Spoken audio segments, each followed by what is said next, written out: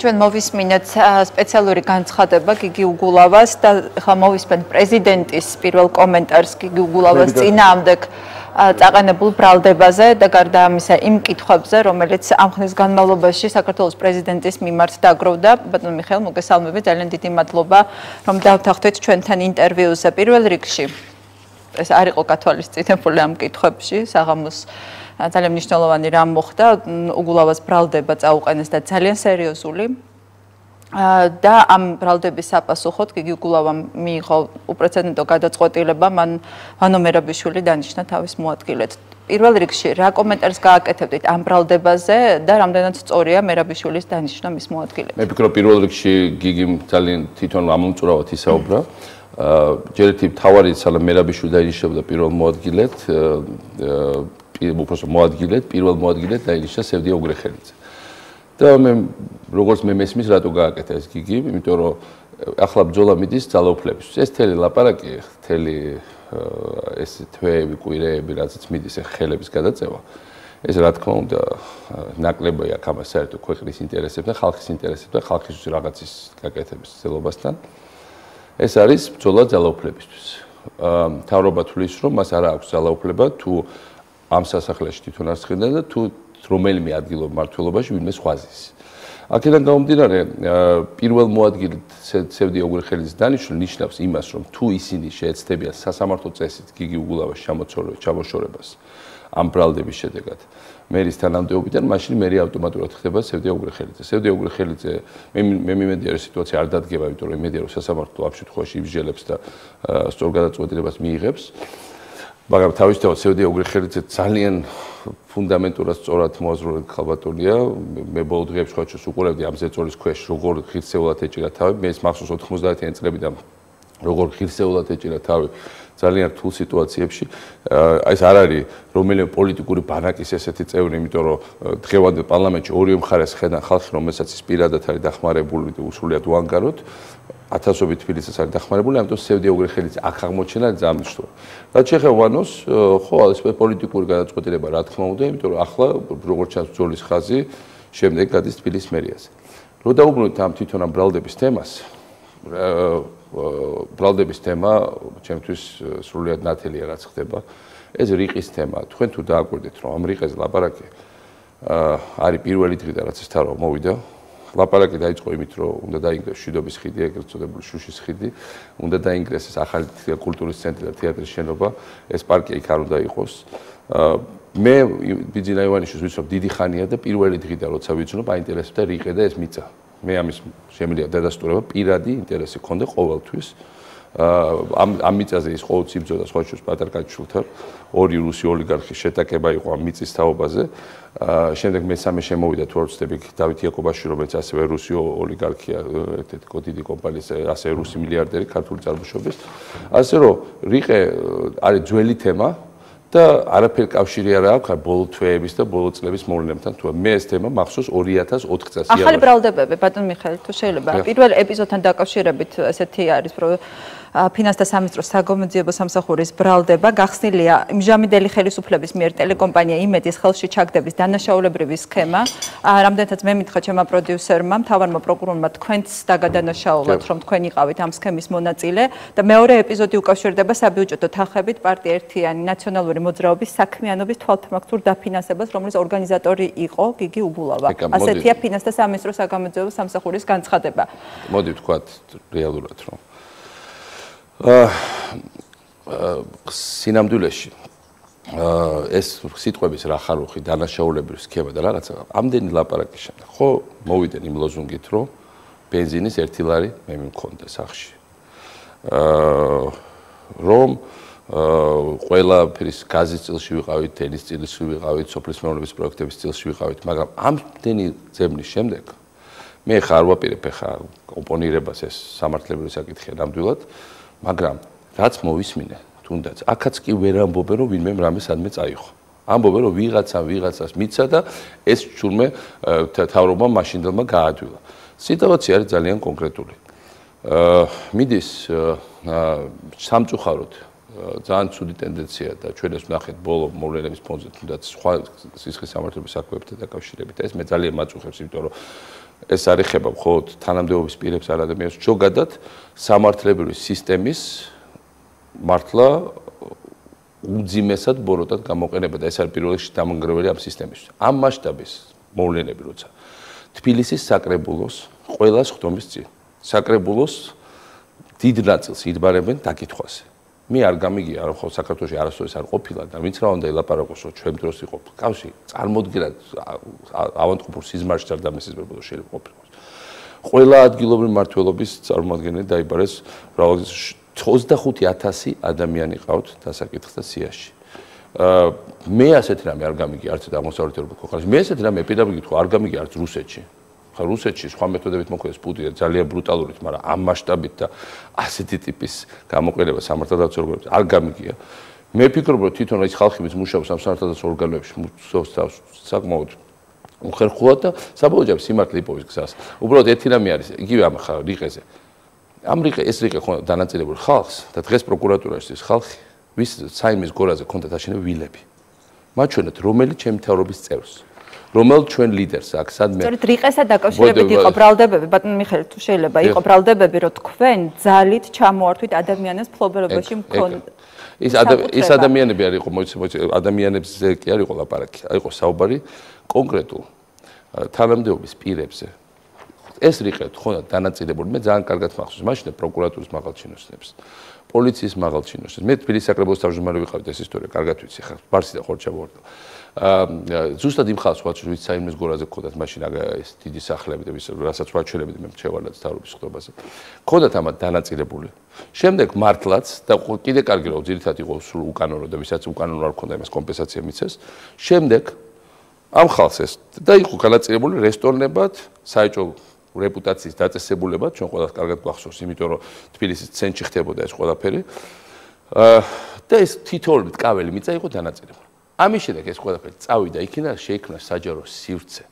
ისევე როგორც როცა ბევრ ადგილას საქართველოში გარაჟები წავიდა ეზოები და რომლის უკან ნემსებს იკეთებდნენ ნარკოტიკებს იჭდა ახალგაზრდობა და შეიქმნა საბავშვო მოედნები როგორც აი ხა დღეს მარტო მაგალითად რა მოხდა ხო დღეს არის ხიდი თბილისში შეაჩერეს ამ ხიდის შენებლობა ეს ხიდი და რატო თურმე რომ ვიღაცა ადამიანს ამოქეგეს ვიღაც ადამიანი რომელიც მიიღო კომპენსაცია თქვა რომ ეს სადაც უნდა ყოფილიყო ხიდი სადაც ყოველდღე გადავიდო და 10-ობით და შეიძლება 100-1000 თბილისელი რომელიც განტვირთავდა თბილისის ცენტრის მოძრაობას მათ თქვა რომ აი იქით ხარ ეს მიწა მჭირდებოდა ჩემი ავტოსალონისთვის რომელიც სხვა შორის მეორე ხარეს უკვე აშენებულია იქვიდან 2-3 კილომეტრში ეს ადამიანი მოყავთ ეუბნება რომ საჯარო სივრცე არა აი ამას უნდა მივცეთ ეს და ეს 100-1000 ადამიანი დარჩეს პირში ჩალაგამოლებული. ეხლა რის ჯინაზეც არ უნდა აკეთებდეს ამას ადამიანი.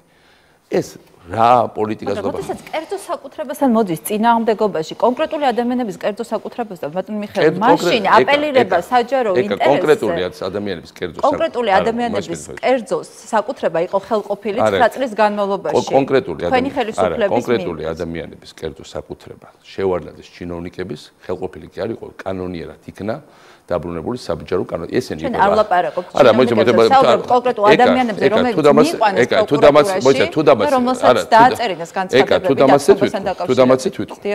იმ ხალხს ვიცაც რიყეზე და ესეთ ადგილებში ჩამორჩეს მიწები, ყველა იყო თითქმის შევარდნაძის მთავრობის მაღალ ჩინოსანი. და ერთი წამით არ უნანობ, რომ მათ ეს დააბრუნოს. ერთი წამით არ უნანობ. ის რომ ახლა ისინი მოbrunდე ხელისუფლებაში და შურისძიებას ცდილობენ, ის რომ თქვათ ფოთის ძალიან მაგარ მერს ლემონჯავას, რომლის დროსაც ფოთში ძალიან ბევრი რაღაც აშენდა, ტაძარი, თეატრი, ცენტრი მთლიანად გალამაზდა, ახალი ტერმინალები, უზარმაზარი ქარხნის შენობები დაიწყო და ერთი დამთავრდა. ეხლა პროკურორი, რომელსაც გარაჟი აიღეს, რომელიც გარაჟი, ის პროკურორი აპირებს იმის დაჭერას გარაჟის აღებაზე. ეხლა ეს თემები, მოდით ვნახოთ, ეს ორი სხვადასხვა თემა. ის რაზეც თქვენ ლაპარაკობთ, რომ წლების განმავლობაში პროკურატურაში შეიძლება ყოფილიყო ბევრი და ამას მე პირველი გეტყვით. მე გეტყვით რომ მე არ ვიყავი პროკურატურის მუშაობ ბოლომდე ყოფილი კი არა, ბევრ რაღაცაში ვიყავი უკმაყოფილო.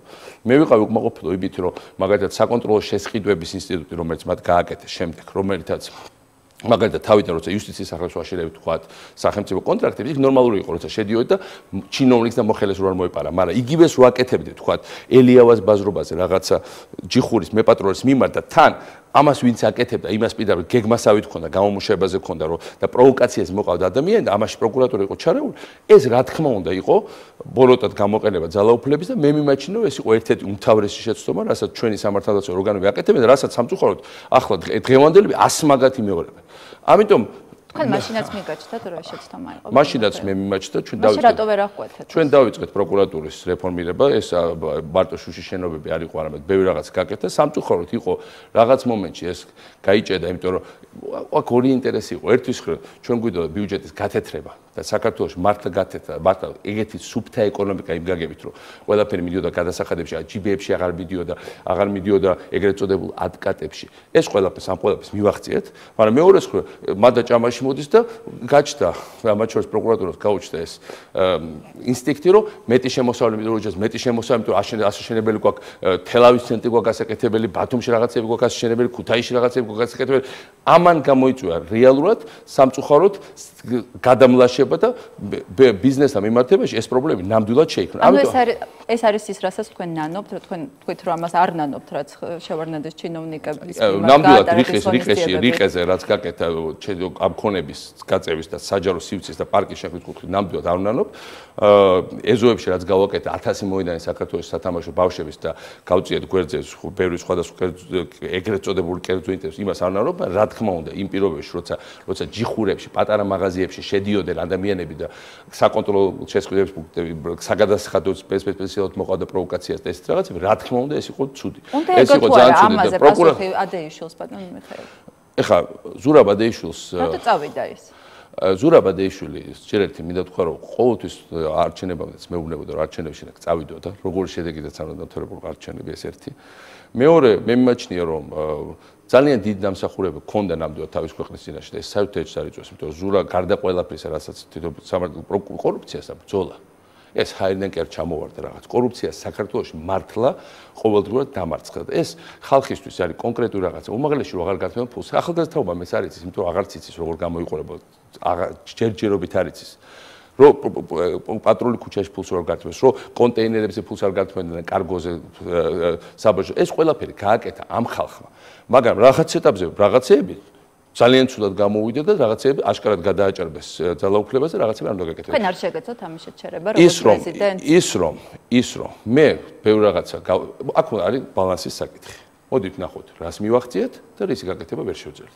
საბოლოო ჯამში საქართველოს გახდა ამ წლებში ყველაზე ნაკლებად კორუმპირებული ქვეყანა ევროპაში ეს არ არის ჩემი სტუბეს ევროკავშირის და მე ძალიან ვამაყობ და ახლა თავზე ნაწერს ნამდვილად არ დავიყვი ვინც რა უნდა ილაპარაკოს დღეს მოდის ვიღაცა ყოფილი მართლა გაგსვებული მოსამართლე თელი სია შემილია მოგცეთ ვინ დააბრუნეს ჩვენ მე თამის გამო გაგდებული მიწის მითვისების გამო გაგდებული სადღაც ვიღაც პროკურორი გააგზავნეს სიტყვაზე რაღაც დავის შესამოწმებლად ბინის თაობას და უცებ იმ კორპუსში ბინა აღმოაჩნდა აი ესეთ ხალხი დაბრუნდა ახლა ხელმძღვანელობაში ამიტომ ამ ხალხისგან ჩვენ არ გვესწავლება რა თქმა უნდა ბევრად უკეთესად შეიძლება და გაკეთება და რა თქმა უნდა მე ვფიქრობ რომ ყველაზე მთავარი პრობლემა რაც წარმოიშვა ბოლოს იყო პროკურატურასა ბიზნეს შორის არც ბევრად უფრო ლიბერალურ გარემო უნდა ყოფილიყო ვიდრე იყო თუმცა ამავე დროს ფაქტია რომ საქართველოში ბიზნეს გარემო მაინც ამ ყველაფრის გათვალისწინებით იმის გათვალისწინებით კორუფცია არ იყო ეხლა ზურაბადეიშვილი რაც უნდა ილაპარაკო ზუსტად ვიცი რომ კორუფცია თვითონ ნამდვილად არც თეთრ არ მიკარებია და ესეთი რაღაცა წარმოუდგენელია ის თუ აკეთებდა რაღაცას და რაღაცას თუ ვერ აკეთებდა რაღაცას თუ ცუდად აკეთებდა იმ მოტივებით რომ რაღაცას თავის ჭკუით აკეთებდა ქვეყნისთვის ამიტომ სხვადასხვა მოტივაცია არსებობს მე მიმაჩნია რომ ბევრი შეცდომა მაგრამ რატომ წავიდა ის თქვენი აზრით უნდა წასულიყო თუ არა ადეიშოს უნდა დაეტოვებინა ჩემი აზრით მას ქვეყანა არ უნდა დაეტოვებინა მაგრამ ჩემი აზრით ის ნამდვილად არ იმსახურებს რომ მოდიში ვიხდით ეს იუსტიციის სახლები რო აშენდა ყველა ზურაბადეიშვილის გაკეთება ყვარელი თელავი სიღნაღი ძალიან ბევრი პროექტები პირდაპირ ზურას მეთვალყურების ქვეშ ხო შეცდომა მიხეილ თქვენ ხო გესმით რომ თუ ადამიანი უსამართლოდ იჩაგრება მას არც განახლებული ყვარელი უნდა არც თელავი არც იუსტიციის სახლი ადამიანს რომელიც რომელსაც უსამართლოდ იჩაგრება არ უნდა და ასობით 1000 ადამიანს რომელსაც განუახლეს უნდა ამიტომ მე ნამდვილად არ მიმაჩნია რომ ვინმე უნდა დაჩაგრო და არანაჩერებს გაუკეთო ნამდვილად არ ვარ ამ კომუნისტურ მენტალიტეტის მომხრე მაგრამ ერთი რამე სრულიად ნათელი რომ ქვეყანა მიაღწია პროგრესს და ვინც რა უნდა ილაპარაკოს სახში არავის არაფერი არ წაუღია ეს ნამდვილად ყოველ შემთხვევაში ჩვენ მე რაც ვიცი და ჩემ ამას ძალიან ვანკოტრებ თუ ვინმე წაიღო ძალიან ბევრი ჩვენთან თანამდებობის პირი ჩვენ თვითონ დავიჭერეთ და ჩამოვაშორეთ საქმეს. კარგია რომ ბევრი ახლა თვითონ ჩამოგხსოვდა რაღაც ნაწილი, ბევრი არა, მაგრამ რაღაც ნაწილი ჩამოგხსოვდა, ეს ახლა ძალიან კაი გაწმენდის პროცესი მიმდინარეობს და მე რო ყოფილიყავი ადეიშვილის ადგილზე, არ წავიდოდი ქვეყნიდან, თუმცა ძალიან კარგად ჩანს როგორ მიდგომა ხოდა მის ადეიშვილზე აღძრა საქმე იმ პროკურორმა, რომელიც იყო ერთ-ერთი ყველაზე კორუმპირებული მოსამართლე და ერთ-ერთი ყველაზე კორუმპირებული პროკურორი. გაგსუებული, გატუტუცებული, უზნეო ადამიანი. კონკრეტული დღევანდელი ერთ-ერთი პარლამენტარის ოჯახის წევრი. ეს ადამიანი რომ მოდის და ზურაბ ადეიშვილის სახლში ვიყავი მე არჩევნების წინ. ზუსტად ისეთივე სახლში ცხოვრობს ყვარელში მისი ოჯახი. როგორ ცხოვრობდა ნაციონალ მოძრაობის დროს კაბალის. ერთი ის არ მიმატებია, ზუსტად იგივე სახლია. და როცა მოდის ადამიანი და მე ახლა ადვოკატად არ გამოვიდი, იმიტომ რომ ძალიან უკმაყოფილო ვიყავი ბევრი რაღაც რასაკეთებდა, მაგრამ ერთი რაღაც უნდა გავითაზროთ, იმიტომ რომ რაც უნდა გაბრაზდებულები ვიყოთ, ეს არის ფაქტი. ზუსტად იმავე სახლში ცხოვრობენ და ზუსტად ისეთივე შემოსავლები აქვს. და არსად არანაირი საბანკო აგარიშები არ აქვს და მე ძალიან კარგად ვიცი რომ იქ სადაც წავიდნენ და წამოვიდნენ იქაც არაფერი შემოსავლები აქვს თუმცა პრობლემა არ აქვს სამსახურის შოვნის იმიტომ რომ მაღალი კვალიფიკაციის ხალხია ამიტომ იმ ადამიანებზე ვისაც საუბრობთ ამიტომ ჩვენ ლაპარაკობთ დღეს იმაზე რომ რა თქმა უნდა იყო გადაცემები რა თქმა უნდა იყო დარღვევები რა თქმა უნდა ბევრი რაღაცა სხვანაირად გავაკეთებ და ბევრი რაღაცაში ალბათ მეც რას გააკეთებთ სხვანაირად მოდით ამაზე ვილაპარაკოთ ბევრი დაგეთახმებათ იმ შეფასებაში ბევრს არ მოწონს ხელისუფლება რომელიც მოვიდა მაგრამ ბევრიც დაგეთახმებათ იმაში და ფაქტი სახეზეა რომ ქვეყანა მოდერნიზაცია გაიარა რეფორმები ჩატარდა ამას ყველა აფასებს მაგრამ ბევრი გადანაშაულებთ იმაში რომ თორე თქვენი ბოლოდროინდელი არასწორი ქმედებებით ეს მიღწევები დააყენეთ საფრთხის ქვეშ მე კიდევ ერთხელ ვიმეორებ ყველაფერი არის უნდა ნახო პერსპექტივაში საქართველოს რომელიც ჩვენ ჩავიბარეთ 8 წლის წინ იყო საქართველოს რომელსაც არანაირი შანსი არ ჰქონდა განვითარების და ერთ-ერთი კითხვა რაც იყო გადავრჩებით გვეშულება რამე თუ არა განვითარდებით თუ არა საქართველოს რომელიც და საქართველოს სადაც იყო კრიმინალი ერთ-ერთი ყველაზე მაღალი ევროპაში ხა მე გიყვებით ელემენტარული ჭეშმარიტებას მაგრამ დღეს არის ახალი თაობა საქართველოს რომელიც საერთოდ აღარ ახსოვს საქართველოს სადაც იყო ერთ-ერთი ყველაზე მაღალი კორუფციის დონე ერთ-ერთი ყველაზე მაღალი უიმედობის დონე საქართველოში ერთ-ერთი ყველაზე ცუდი ინფრასტრუქტურა ერთ-ერთი და ყველაფერი ერთ-ერთი ყველაზე ცუდი ეს შეიძლება ჩამოთვალ უსაშუალოდ ენერგეტიკაში და ჩვენ მოგვიხდა დიდი ბრძოლა ბრძოლას მოაქვს თავისი უარყოფითი ეს ბრძოლა როცა ასეთი ბრძოლაა როცა მართლა ძალიან ბევრი ადამიანი რომელსაც ჰქონდა კონკრეტული კორუმპირებული ინტერესი ეს კორუფცია ხო ზოგადი ფენომენი არ იყო ვიღაც ბიძიების სადღაც შეკრეფილი ეს იყო კონკრეტული უნივერსიტეტის პროფესორი რომელიც გთამს იღებდა 15000 ხი და იურიდიულზე მოხვედრა 10000 ხი და მედინსტიტუტში მოხვედრა ვერ შეხვიდოდი სხვანაირად მე ხო კარგად ვიცი ამ საქართველოს მე ცხოვრობდი და მახსოვს ფული კეთებოდა იმაში რომ დენი არ ქონდა ფული კეთებოდა იმაში რომ სკოლები არ ყოფილიყო და საავადმყოფოები მომარაგებოდა აი ეს ყველაფერი ეს ხალხი იყო კონკრეტული ადამიანები და ეს ხალხი იყო 10-ობით 1000 ადამიანი თუ არა შეიძლება 100000 150000 ეს 150000 ადამიანი ხო გადავიკეთეთ რა თქმა უნდა როცა ამ ადამიანთან მიდიოდა ბრძოლა და როცა ბრძოლა მეორე მხრიდანაც მიდიოდა სრულიად დაუშვებელი მეთოდებით ზოგჯერ ის მეთოდები რომელსაც სახელმწიფო მხარე იყენებდა ამ სიტუაციისთვის იყო არ უნდა ყოფილიყო შეიძლება ჩვეულებრივ სიტუაციაში გამოყენებული დღეს ახლა დღევანდელი პერსპექტივა როცა უყურებ შეიძლება ბევრი რაღაცა უნდა გაკეთებულოს სხვანაირად, მაგრამ შანსი რომელიც არ გამოიყენეთ, რომელიც გაუშვით, იმიტომ რომ თქვენთან შესაძლოა არის იყვნენ ობიექტურად განაწყენებული ადამიანები, მაგრამ დღეს თქვენს მიმართ პრეტენზიები აქვთ ადამიანებს, რომლებიც თქვენ გიკავშირებდნენ დემოკრატიულ ღირებულებებს, რომლებისთვისაც თქვენ იყავით არა მხოლოდ კორუფციასთან მებრძოლი, არამედ დემოკრატიული ლიდერი, რომელიც ჩაატარებდა დემოკრატიულ რეფორმებს, რომელიც დაანგრევდა ძალადობის სისტემას. თქვა, როდესაც ნიკა გვარამია დაიჭირეს, თქვით, რომ ეს არის ძალიან მგზნებარე გამოსვლა ქონდა და თქვით, რა მნიშვნელოვანია თავისუფალი მედია. მაგრამ სწორედ თქვენ სახელს უკავშირდება მედიის კონტროლი. ბატონ მიხეილ, მე არ მახსოვს ამ წლების განმავლობაში არც ერთი კრიტიკული სიუჟეტი თქვენზე. არც ერთი კრიტიკული სიუჟეტი მთავრობაზე, მაგრამ მე მახსოვს ისე როგორც პირველ არხზე. საზოგადოებრივ მაუწყებელზე, რუსთავი 2-ზე და იმედზე. მაგრამ მე მახსოვს თქვენი 40 წუთიანი დაუსრულებელი გამოსვლები თითქმის ყოველ დღე. 40 წუთიანი დაუსრულებელი გამოსვლები დღევანდელი 6 საათიანი პრესკონფერენციების შედარებით მთავრობის დაუსრულებლად არ მოგეჩვენებათ ალბათ ეს ერთი. თვეში ერთ. ნანობს თუ არა რომ მედია არის ყოველდღე თავისუფალი. მეორე. მე როცა გავხდე პრეზიდენტი, ხო მოკლედ ფაქტებით ვილაპარაკ. მე როცა გავხდე პრეზიდენტი, საქართველოში იყო 3 არხი. რუსთავი, იმედი, პირველი არხი. ნუ შეიძლება პატარა რაღაცები იყო, მაშინ იყო ოდიში, ზუგდიდში, თრიალეთი უკვე იყო. სამ ძირითად მაუწყებელზე ვსაუბრობ, დიახ. ჩემ პრეზიდენტობის დროს. და მოდი ჩამოთვალოთ, ახლა ფაქტებით ვილაპარაკო. ჩემ პრეზიდენტობის დროს გაიხსნა მაესტრო, როგორც მაუწყებელი. ჩემ პრეზიდენტობის დროს გაიხსნა მეცხრე არხი. ჩემ პრეზიდენტობის დროს გაიხსნა, თავიდან დახურა პატრონმა ხელახ გაიხსნა. ჩემ პრეზიდენტობის დროს და იმიტომ მანამდე იყო სუბტიტრი სამთავრობო არხი გახსოვთ სრულიად ნეიტრალიზირებული და ამიტომ გაიხსნა როგორც ოპოზიციური. მეცხრე არხი გაიხსნა, ალბათ არც ღირს საუბარი. არა, როგორ არხის საუბარი, ალბათ ჩემ დროს გაიხსნა მეცხრე არხი. ჩემ დროს გაიხსნა 18 რეგიონალური მაუწყებელი, მათი უმეტესობა ოპოზიციური. ჩემ დროს გაიხსნა ტელევიზია ობიექტივი, მათ შორის დიდი არხები როგორც 25 არხი აჭარაში. ყველაფერი ჩემ დროს გაიხსნა. ჩემ დროს გამოვიდა 30-მდე ახალი გაზეთი. ჩემ როცა ვლაპარაკობ ჩემ თაურებს ეს ფაქტები არ არის. მაგრამ ეს ერთად აღებული ვერ იმ აუდიტორიას ვერ კრებდა, რასაც კრებდა ის სამი თავარი ნაციონალური ჩემ დროს მივიღეთ მასკერის პრინციპი, რომ ყველა ჩემ დროს შემოხდა კაბელები შეყვა, ჩემ დროს მოხდა კომპიუტერიზაცია ქვეყნის Wi-Fi და კომპიუტერი დამეთანხმდა სოციალური მედია. ხელს უწყობთ რომ გავცელებო კომპიუტერულ გაზრდას საზოგადოება ჩვენ შევქმნით და ეს არის პირველ რიგში რა თქმა უნდა პოლიტიკური ინფორმაციის მიწოდება და ყველა სოფელში იხსნება ეხა ეს ცენტრები და ყველგან შედის სოციალური მედია და ჩემ დროს მოხდა საბოლოო ჯამში პირველად საქართველოს ისტორიაში დემოკრატიული გადაბარება ხელისუფლების. მე რა დემოკრატიული მემკვიდრეობა უნდა ინატროს ნებისმიერ ლიდერმა. კი, გეთანხმებით რომ რაღაც გამოდაცემ, მაგრამ მინდა შეგახსენოთ, 2000 როცა იძახია 7 ნოემბერი. მე გადავდექი მიტინგის დასრულების შემდეგ. მაჩვენეთ ერთი ლიდერი, რამდენი შეიძლება ჩამოთვალოთ, ერთ ალბათ ბოლო 40 წლის ისტორიაში სოფლიოში ერთი ხელის 5 თითზე, რომ მიტინგი დაშალოს. სრული კონტროლი აიღოს მედიას და მესამე დღეს გადადგეს. აი ამ პირობებში მე გადავდექი. მინდა შეგახსენოთ, რომ მიხსნა 7 ნოემბერი მე გადავდექი. და ხელახლა მივედი და გავედი საარჩევნო საბჭოს. ეს არისო დემოკრატიის ნიშანი, როცა პრეზიდენტი გადადგება, მაშინ დაკრას პოლიტიკური ოპოზიცია გამო ქუჩაში და თუმცა იმ არჩევნებმა ბევრი შეკითხვა დატოვა შემდეგ. ის არჩევნები აღიარა თელმა საერთაშორისო თანამეგობრობა და ყველა საერთაშორისო ორგანიზაციამ აღიარა. ეხლა გიდა თქვათ რომ გავაყალბეთ. რა თქმა უნდა ის არჩევნები იყო დემოკრატიული და ძალიან რთულად მოგებადი არჩევნები იყო. რთულად მოვიგეთ, მაგრამ მოვიგეთ და ერთი წლით შეფეხდა. პრეზიდენტი გადადგა მიტინგის შესახებ. ეს არ არის დემოკრატიის ნიშანი და მეორეჯერ პრეზიდენტმა გადააბარა ძალაუფლება არჩევნების გზით.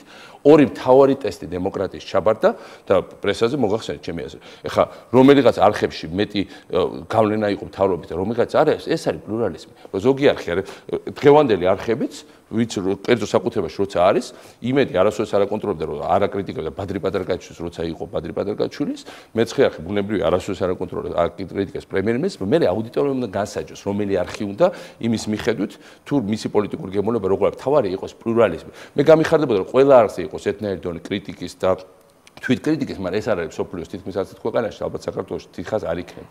თავარი პრობლემა დღეს არის დღეს რისი საფრთხეც არის, რომ ყველაფერი რაც ჩვენ გავხსენეთ, თქვენ მოისმინეთ, რომ საზოგადოება საჯარო მაუწყებელი უნდა დაიხუროს, თქვენ მოისმინეთ, რომ რუსთავი ორს და მე ვიცი, რომ მუდმივად უთვლიან, რომ წილი დათმეთ ფლობელებს და უკვე არის მოძრაობები და ეს კი არ მხოლოდ უთვლიან, საჯარო ტელევიზიით ითქვა, რომ თურმე რუსთავი ორი ფლობელებს უნდა ჩამოართვან. არის სარჩელები შეტანილი ამ თემაზე, ვიღაც ჟურნალისტებს უკვე ეუბნებიან, რომ მოემზადეთ რუსთავი ორში და შეგიყვანოთ, ეს ყველაფერი ვიცით.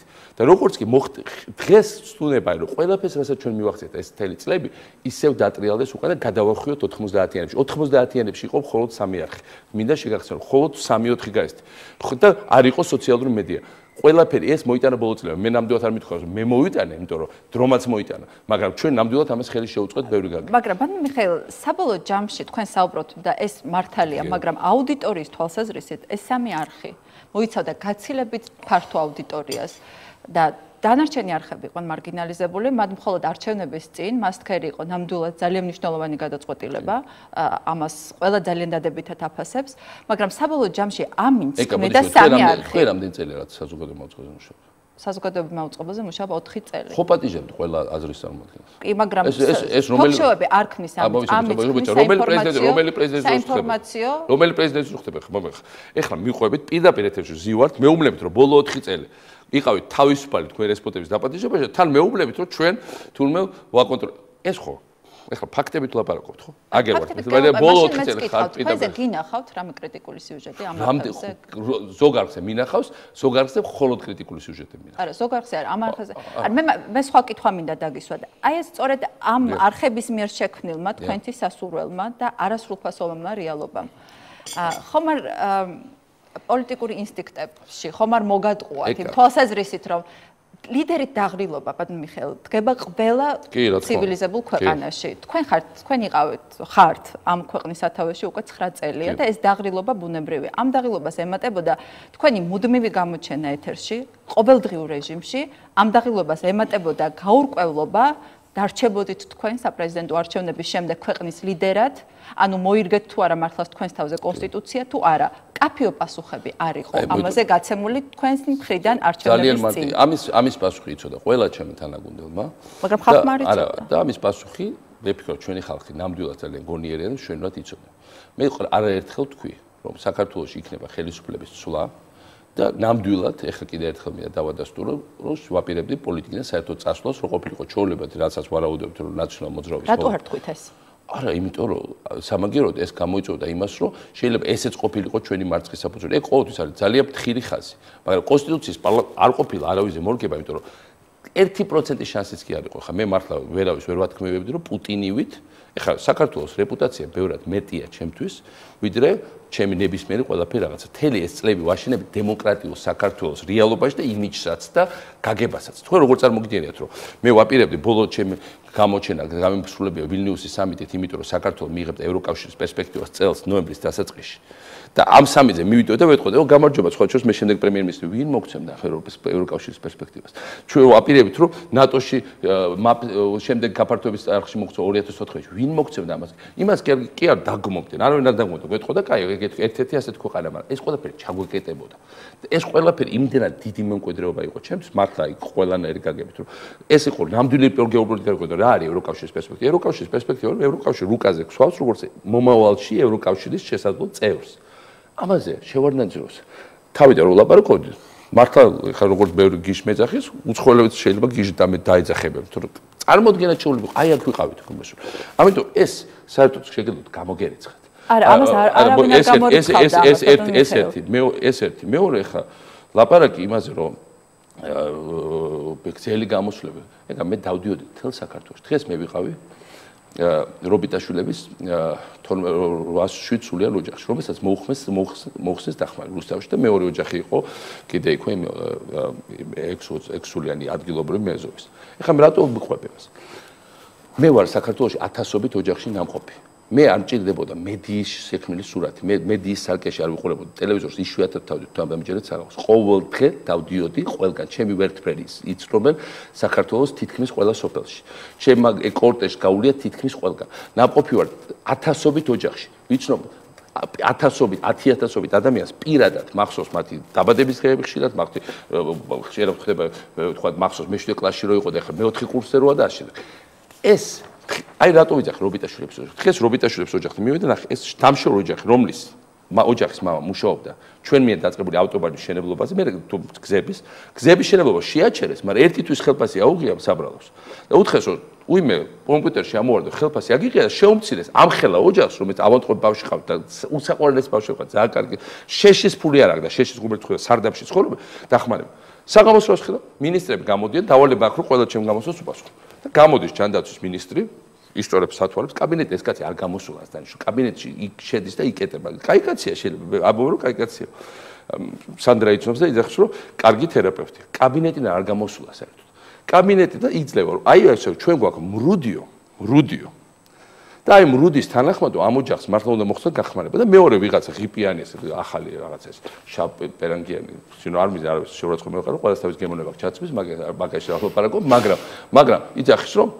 ჩვენო შევისწავლოთ და ფოტოები დააძრო რაღაც ვილების ამ ხალხო აქ ვილებიო შედალოცულო მინისტრი ხარ და რაღაც დეპარტამენტის უფროსი რა სიხარ ამ კაბინეტში რუსთავის შორს არის 25 წუთია სავალი მანქანა მიუხედავად რომ ავტოფანი არ ავაშენე რო აგვეშენებია 12 წუთი ჩადი და ნახე რობუტაშვილების ოჯახი მე ეს ოჯახი მე ნანახი მაქვს და მე არ მჭირდება ტელევიზორში ნახავ თუ ტელევიზორში ნახავ მაშინ მრუდებით ილაპარაკებ და აიწეხი რომ მრუდია და ესე მაგრამ თუ ხედულობა არ აქვს მრუდე ნახავ და დაინახავ იმ ოჯახს რეალურად ის ოჯახი არ უნდა ამეღოს ხო ასე რომ აქ საუბარი ზედმეტი ხარჯების ამაზე იქნება თქვენი ოპონენტების პასუხი აუცილებლად რომ ის ხარჯებს რომელსაც წევდა საქართველოს პარლამენტი და ხშირ შემთხვევაში გაუმართლებელს შეეძლო უფრო ეფექტურად დაეხარჯა სოციალურად დაუცველი ოჯახების მართლა გჯერათ რომ ბოჩელის კონცერტის გამო არ იყო სოციალურად დაცული ხალხი.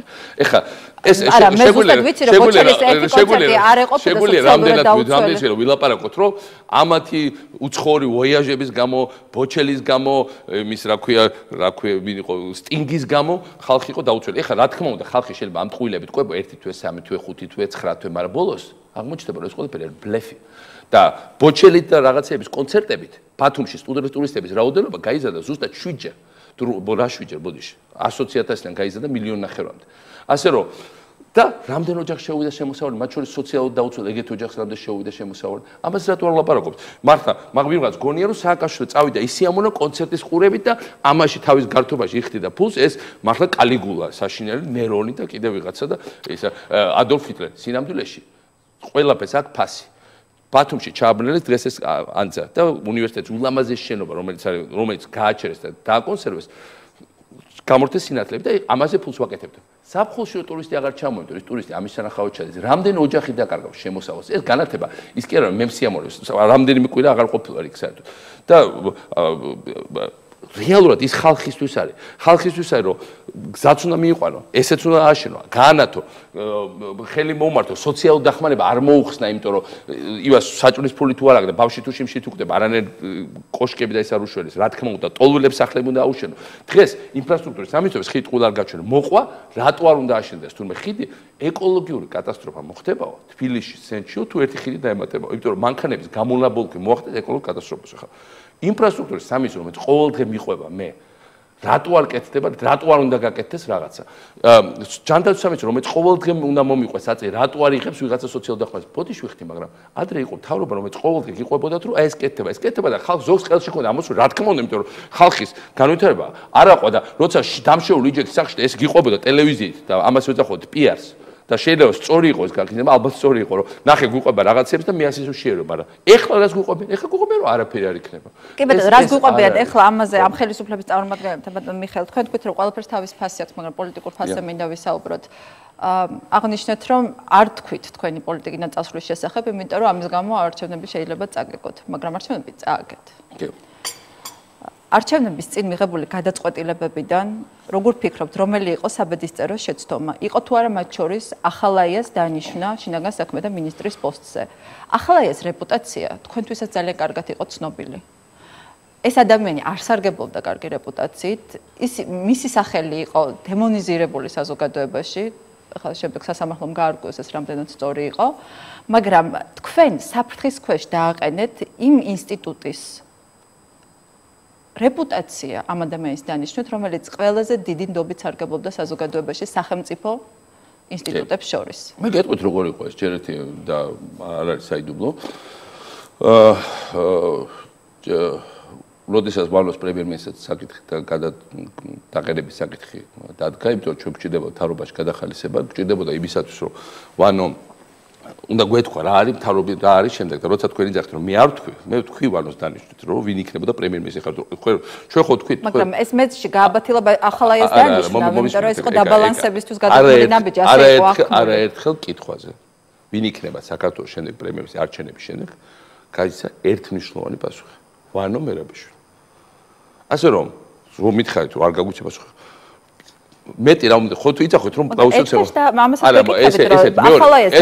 მეორე ახალაია იყო ვანოს კანდიდატურა ვანო ჩამოვიდა ბობოყვაჩი სადაც ვიყავით შეკრეფით მე დავით ბაქრაძე ამას არადასტურებს ვანო მერაბიშვილი ამას არც ერთ ინტერვიუში არადასტურებს რომ ეს მისი კანდიდატურა იყო კითხეთ ეხლა და დაადასტურებს ეს იყო მისი კანდიდატურა როდესაც ეს საკითხი დადგა იქ იყო პარლამენტის 15-მდე წევრი მიშა მაჭავარიანი ბაქრაძე ბევრი სხვა აღარ სუსტად ვერ ვიხსენებ გიგიც და როცა დავუყეთ საკითხი იყო სხვადასხვა კანდიდატურები თუ კიდეც იმართე იყო მათ შორის მაგალითად მე მქონდა ეკას გულაძის კანდიდატურა მაშინვეც იყო ლაპარაკი იყო პატრულის ყოფილი უფროსი გრიგალაშვილზე ვანომ თქვა რომ თუ მუდმივად გადავდივარ პრემიერ-მინისტრად აი ხა თუ თქვა სიაში მივდივარ უბრალოდ და პირველი ვარიანტი მაშინ რო იცოდით როგორ იყო რომ საპარლამენტო სიაში ჩადგარიყო სათავეში ვანო საპარლამენტო სიას თუ ჩაუდგებიოდა შემდეგ თარობაში და დაუბრუნდა მაშინ სხვა კანდიდატურა გავხდა თუ მუდმივად მიდა პრემიერ-მინისტრად მივდივართ იმიტომ რომ უთხარით რომ არჩევნების შემდეგაც მაშინ 2013 წელს შენახარ პრემიერ-მინისტრობის კანდიდატი რატო გაათავისუფლა ახალაია ვარო მერაბიშვილის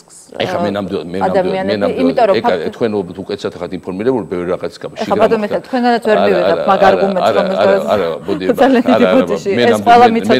მე ნამდვილად ოპერირებდით მაშინ თუ და ეხლაც როგორც ერთიანი გუნდი ამიტომ ვინ გაანთავისუფლა ვინ ეს არ იყო პრეზიდენტის პრეროგატივა და მე ნამდვილად ბედნიერი ვიყავი და სწორად ვაკეთებდი იმას რომ არ ვერეოდი ესეცულმა საკითხებში ყველა მინისტრს ჰქონდა თითქმის სრული ავტონომია საქმის კეთების რაც შეეხება იმას ვინაც ჩაიდინა რა სასამართლო იქნება ყველაფერი გაირკვევა ჯერჯერობით რასაც უყურებ მე რასაც უყურებ ბოლო ხანის ამბები სხვა სისხლის სამართლები ხარ როცა 30-მა მოწმე მიცა როგორ ჩანს სრულ ჩვენება რაღაც საქმეებზე ერთ საქმეზე მარტო ცალკეღებული ნაჩქარებად გაკეთებული ესე არ კეთდება ასეთ საქმეები ამიტომ მე ვფიქრობ რომ ყველაფერი უნდა გაირკვეს სამართლებრივი წესით და შეიწყალებთ ახალაიას ეს საკითხი ეხლა საერთოდ არ დგას დღესდღეობით დგას სასამართლოს დადგება არა სასამართლოს საკითხი დგას და ჩვენ ყველამ უნდა ვცეთ პატივი სასამართლოს დამოუკიდებლობას მიუხედავად ისე თავრობის ზოგიერთ წარმოგიდგენთ არსებს მე ძალიან დიდ პატივს ვცემი და ეხლა არის მართლა ისტორიული შანსი თუ გნებავთ რომ სასამართლო ნამდვილად დამოუკიდებელი იყოს რატო იმიტომ რომ ეს ხალხი რა თქმა უნდა ჩვენ დანიშნულია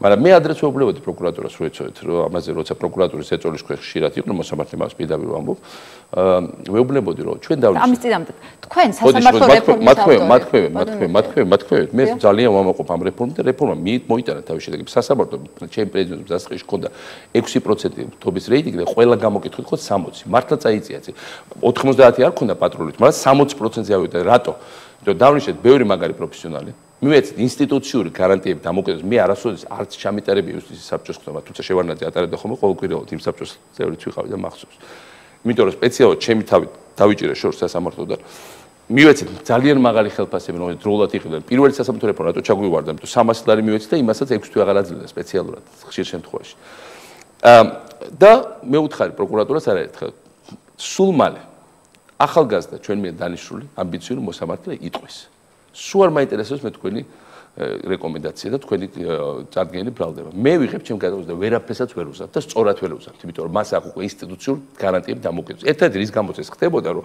ერთი სისტემის შვილები იყვნენ. ერთი და იგივე ჯგუფი იყო, ზოგი წავიდა სასამართლოში, ზოგი წავიდა პროკურატურაში და რაღაც ეს პირადი ურთიერთობა ჰქონდა. დღეს ერთი ჯგუფია მთავრობაში და მათ შორის ის ხალხი, ვინც თავის დროზე გაიყარა შევარდნაძის დროინდელი პროკურორები უმეტესად და მეორე ხალხი ახალი ხალხია სასამართლოში. დღეს თუ პროკურატურა ინსტიტუციური დამოუკიდებლობა მათ ვერ წაართო, რომელიც ჩვენ მივეცით.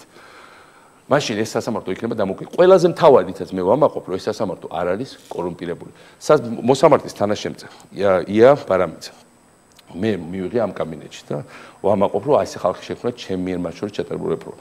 ამ გოგოს ეს გოგო რაღაც ქონდა თავის შეყვარებულთან და შუა ამ ამბავში შევიდნენ შიგ თანამშრომლები, უთხრეს ჩვენ პოლიციის თანამშრომლები, გადაღებული გვაქვს თქვენი რასაც აკეთებდით და შენი თანამშრომლები ჩვენთან ეს გოგო გარდაიბნა უთხრა ვინ ახარ პოლიციელები ვართ რა გინდათ აი ეს გვინდა რომ მოსამართლის კაბინეტში დაგმონტაჟები აპარატურა კარგი რა მოგცემთ ფულს ამაში ეს ყველაფერი ჩაიწერა და მივიდა მეორე დღეს მოსამართლის ყველაფერი მოუყვა და საჯაროდ გამოვიდა მოყვა მიუხედავად პირად ცხოვრებას აშენდა ახალგაზრდა გოგო აქ რომ ყავდა თქვა რომ ძალიან წყნარი მშვიდი გოგო თქვა რომ მე მაქვს კარგი ხელფასი რაც ჩემ თავს რაღაცა ვიცი ხა იდეალური არ არის ხა 1700 და 1000 ლარამდე მაგრამ მაგაში არ არის საქმე ალბათ ბევრისთვის ეს საკმარისი არ იქნებოდა. მე მაგ ჩემი ღირსება. ჩვენ შევქმნით მთელი კლასტერი. ჩვენ როგორ წარმოგიდგენთ აი ესეთი აბარამიძეები, რომელიც ჩვენ მივყვეთ ამ სისტემაში. ადამიანებს ჰქონდათ ღირსება, მაშინ რატომ თუ ისინი არ იყვნენ კორუმპირებული, ჰქონდათ პროფესიული ღირსება, მაშინ რატომ ერთმა ვერ თქვა რომ მე პროკურატურის დავალებას არ მივიღებ. რა უშლიდათ ხელს ამ ადამიანებს მაშინ? თუ პოლიტიკური ნებაც იყო, თუ თქვენი სურვილიც იყო ბატონო მიხეილ. ესეთი რაღაცა, რაც ესეთი დავალებები, რაც ამ მასშტაბით ეხლა ხდება. ამაზე წარმოუდგენად კი შეუძლებელი იყო. ძველ პროკურატურა ჩვენ მე შექმნა ახალ ფაქტია რომ ეხლა სხვა გადაწყვეტილებები გამოაქვს სასამართლოში ახალ სხვა პროკურატურაში ეს ერთი და მეორე ყველაფერი აქეთკენ მიდიოდა და ეს თანდათანი სისტემა იქნებოდა ეს ყველაფერი ერთ დღეში არ იქნება ჩვენთვის ყველაზე მთავარი საფრთხე პირველი იყო რომ გაგვაწმინდა კორუფციისკენ და მე ვყვებოდი გეგმას კორუფციისგან მართლა გავწვიეთ მეორე შეგვეკვირდა დამოუკიდებლობის გარანტია მესამე პროკურატურის რეფორმას მიდიოდა ამის პარალელურად. ჩვენ მივიღეთ ექსპერტ კომუნიკაციებს, რაც ნიშნავდა, რომ მოსამართლე პროკურორს არ შეეძლო ერთმანეთთან დარეკვა და რაღაც სახმის განხილვა და რამდენიმე ადამიანი გაუშვით სისტემიდან ამის გამო. ჩვენ გაუშვით ათეულობით პროკურორი ასეთი რაღაცების გამოც ბოლოს. სხვა შორის იგივე პენიტენციური სისტემიდან ადეიშვილის უწყება დაიჭირა ივლისში თუ აგვისტოში დიდი ჯგუფი იქ ვინც იყვნენ ეს მცემელები და ესე რომ რაღაც მართულები იყო მოძრაობა თქვენ ახლა გონიათ რომ ჩვენ აქ ვიჯექით და სპეციალურად ვახარ რა თქმა უნდა ჩვენი ამოცანა იყო რომ კანონის უზენაესი ყოფილიყო ეს არის ყველაზე დიდი მიღწევა რაც ჩვენ უნდა დაუტოვოთ ჩვენ ქვეყანას და საბოლოო ჯამში ყველაფერი მიდიოდა სწორი მიმართულებით თავის ყველა ხარვეზებით და გადაცდომებით ახლა იცით როგორ არის ესტონეთში პოლონეთში ყველგან მოხდა ხელისუფლების ცვლა ხელისუფლების ცვლა ნიშნავს იმას რომ ერთ მოვიდა სულიად განსხვავებული თავრობები მაგრამ არავინ არ დაანგრია ეს რაც წინა მააშინა ამ თავრობის ფუნქცია ეს კი არ არის იმის დაანგრევა რაც ავაშინა ამ თავრობის ფუნქცია გაგრძელება ამ პროცესების რაც გავაკეთეთ რაღაც ვერ გავაკეთეთ უკეთესად გავაკეთეთ ჩვენ შეცდომებს ვსწავლობთ ჩვენ გვინდა რომ ამათ ბევრად მეტად ისწავლოს ჩვენ შეცდომებს ის კი არ გვინდა რომ პროკურატურას აქ მექანიზმები რაღაცე ბოროტად გამოიყენოს მოდი ას მაგად გამოვა არა პირიქით ვიყენებდნენ ბოროტად რაღაც მასშტაბით ჩვენ საერთოდ აღარ გამოვიყენებთ. აკეთებდნენ რაღაც არასწორად ჩვენ ვისწავლოთ ჯგუფ. ამას თუ გააკეთებენ, მე გამიხარდება, მე არ მინდა რომ ეს თავრობა ჩაფლავდეს, იმიტომ რომ ეს იქნება ყველაფერი მის ჩაფლავა, რასაც ჩვენ ეცლები ვაშენებით. ამიტომ ჩასაფრებულის გუმარებიდან მე ამ თავრობას არ შევხედა მარტივ მიზეზის გამო, თუ ჩასაფრებული რას ნიშნავს, გიხაროდეს რომ რაღაც მე წავს გარშემო ხალხი, უხარიათ ხოლმე რაღაცები სიტყვაზე. აი დღეს დილას ჩემმა ერთმა ნაცნობად ამერიკა ბათუმში ბოლო დღეებში იყო ბევრი ის რა ქვია გაძარცვა. ნახერები ხდება. უთხრა რა გიხარია? რა გიხარია? ბათუმში არ ცხოვრობ შენ. რა გიხარია? აი ხო ხედავ ეხა ნახონ ბათუმელებმა რომ არ მოგწეს ხმა. რა გიხარია? ამდენი წელი ვაშენებთ იმას რომ იქ იყო უსაფრთხო გარემო. რატო შეიძლება ეს ჩვენ გვიხაროდეს? ესეთი ხალხი ჩემ გარშემოც არის. და ეს არანორმალური პერვერსია ეხა. ესეთი ხალხი თუ იყო მრავალი წელი ჩვენ ყავდა ოპოზიციაში ასეთი ხალხი რომელიც იძახოდა რომ საქართველოს უსამე საერთაშორისო ორგანიზაციაში არ მიიღებენ, გააშევენ თუ ვინმე გავაკრიტიკებს, თუ ისეთიც ვინც რუსეთის შემოჭრას გაუხარდა რომ ეხლა ამათ ხო მოულიან მაინც. ესეთი ხალხი არ მინდა რომ ჩემ გარშემო ბატონ მიხეილ სახალხო დამცველის ანგარიშში იყო ძალიან მკაფიოდ გამოკვეთილი ის პრობლემები რომელიც ციხეში იყო. რატომ ერთხელ არ დაინტერესდით? ან თუ დაინტერესდით რატომ ვერ მოხერხდა იმ პრობლემების გამოვლენა, რომელიც ამ სისტემაში იყო, იმ საშინელი ძალადობის, რომელიც ჩვენ ვნახეთ. და ძალიან კონკრეტული პასუხსველი თქვენგან, ვინ არის პასუხისგებელი იმაზე, რაც მოხდა ციხეებში? ახალაია, შაშკინი, ხათუნა პალმახელიძე, თქვენ. ვიღაც ხომ არის? ეკა, მე ვიყავი იუსტიციის მინისტრი. საბჭოთა კავშირში და შემდგომ ამ დამოუკიდებელ სახელმწიფოში არსებობდა მხოლოდ ერთი მეთოდი ციხის კონტროლის და ეს ყველა ვისაც ამ ხონმა შეხება, ყველა მის. ეს იყო კრიმინალების მიერ კონტროლი. კანონიერი ქურდები იყვნენ ციხის მაყურებლები, ერთ-ერთი ასეთ ციხის მაყურებლებს ხო ძეგლი დაუდგეს ხა იუსტიციის სახლის წინ. და ისინი ათამაშებდნენ კარტს სხვა პატიმრებს, ისინი ჩამოახრჩობდნენ ხოლმე პატიმრებს, ისინი კლავდნენ პატიმრებს, ისინი აკეთებდნენ ვაზურატებს მანქანების ციხეებიდან, ისინი ურეკავენ ხო მობილურებზე არ აცხებდნენ ფულს ჩვენ უთვალოთ თანამემამულებს. მე რო ვიყავ იუსტიციის მინისტრი, მე და პედაგოგ ვაღიარო, ამაზე ვიღებს უპასუხისმგებლობა, ჩემ დროსაც ციხეს აკონტროლებდა ქურდები. ესეთი ერთ-ერთი რაც გავაკეთე, რომ რამდენიმე ციხის უფროსად დავნიშნე ახალგაზრდები და ნუ თლად კარგად ვერ აეწყენ და მე არ ვიღებდი აფშაკის ფულს, ჩემი მოადგილების უმეტესობა ყველას თავს ვერდებდა არ იღებდა ამ აფშაკის ფულს, იმიტომ რომ ქურდები კრებდნენ აფშაკს და ინახავდნენ ადმინისტრაციას და იუსტიციის მინისტრს ეკუთვნოდა იქნა ყოველთვიურად მანამდე $30,000 დაახლოებით ასე იყო იმ დროს და ყოველთვიურად ქურდ კრიმინალების ფული. ეხლა მე ნამდვილად ყველა წიან ჩემ წინამორბედს ხელს ვერ დავადებ, მაგრამ ეს პრობლემები იყო, მაგრამ ბოდიშ ჩვენ გავაკეთეთ სხვა რაღაც. როცა ამის ძალა გაგვიჩნდა, ჩვენ თქვით რომ ჩვენ გავაკონტროლებთ კრიმინალებს გავწევთ გვერდზე, ვერავინ ვეღარ შეიტანს ნარკოტიკებს ციხეში.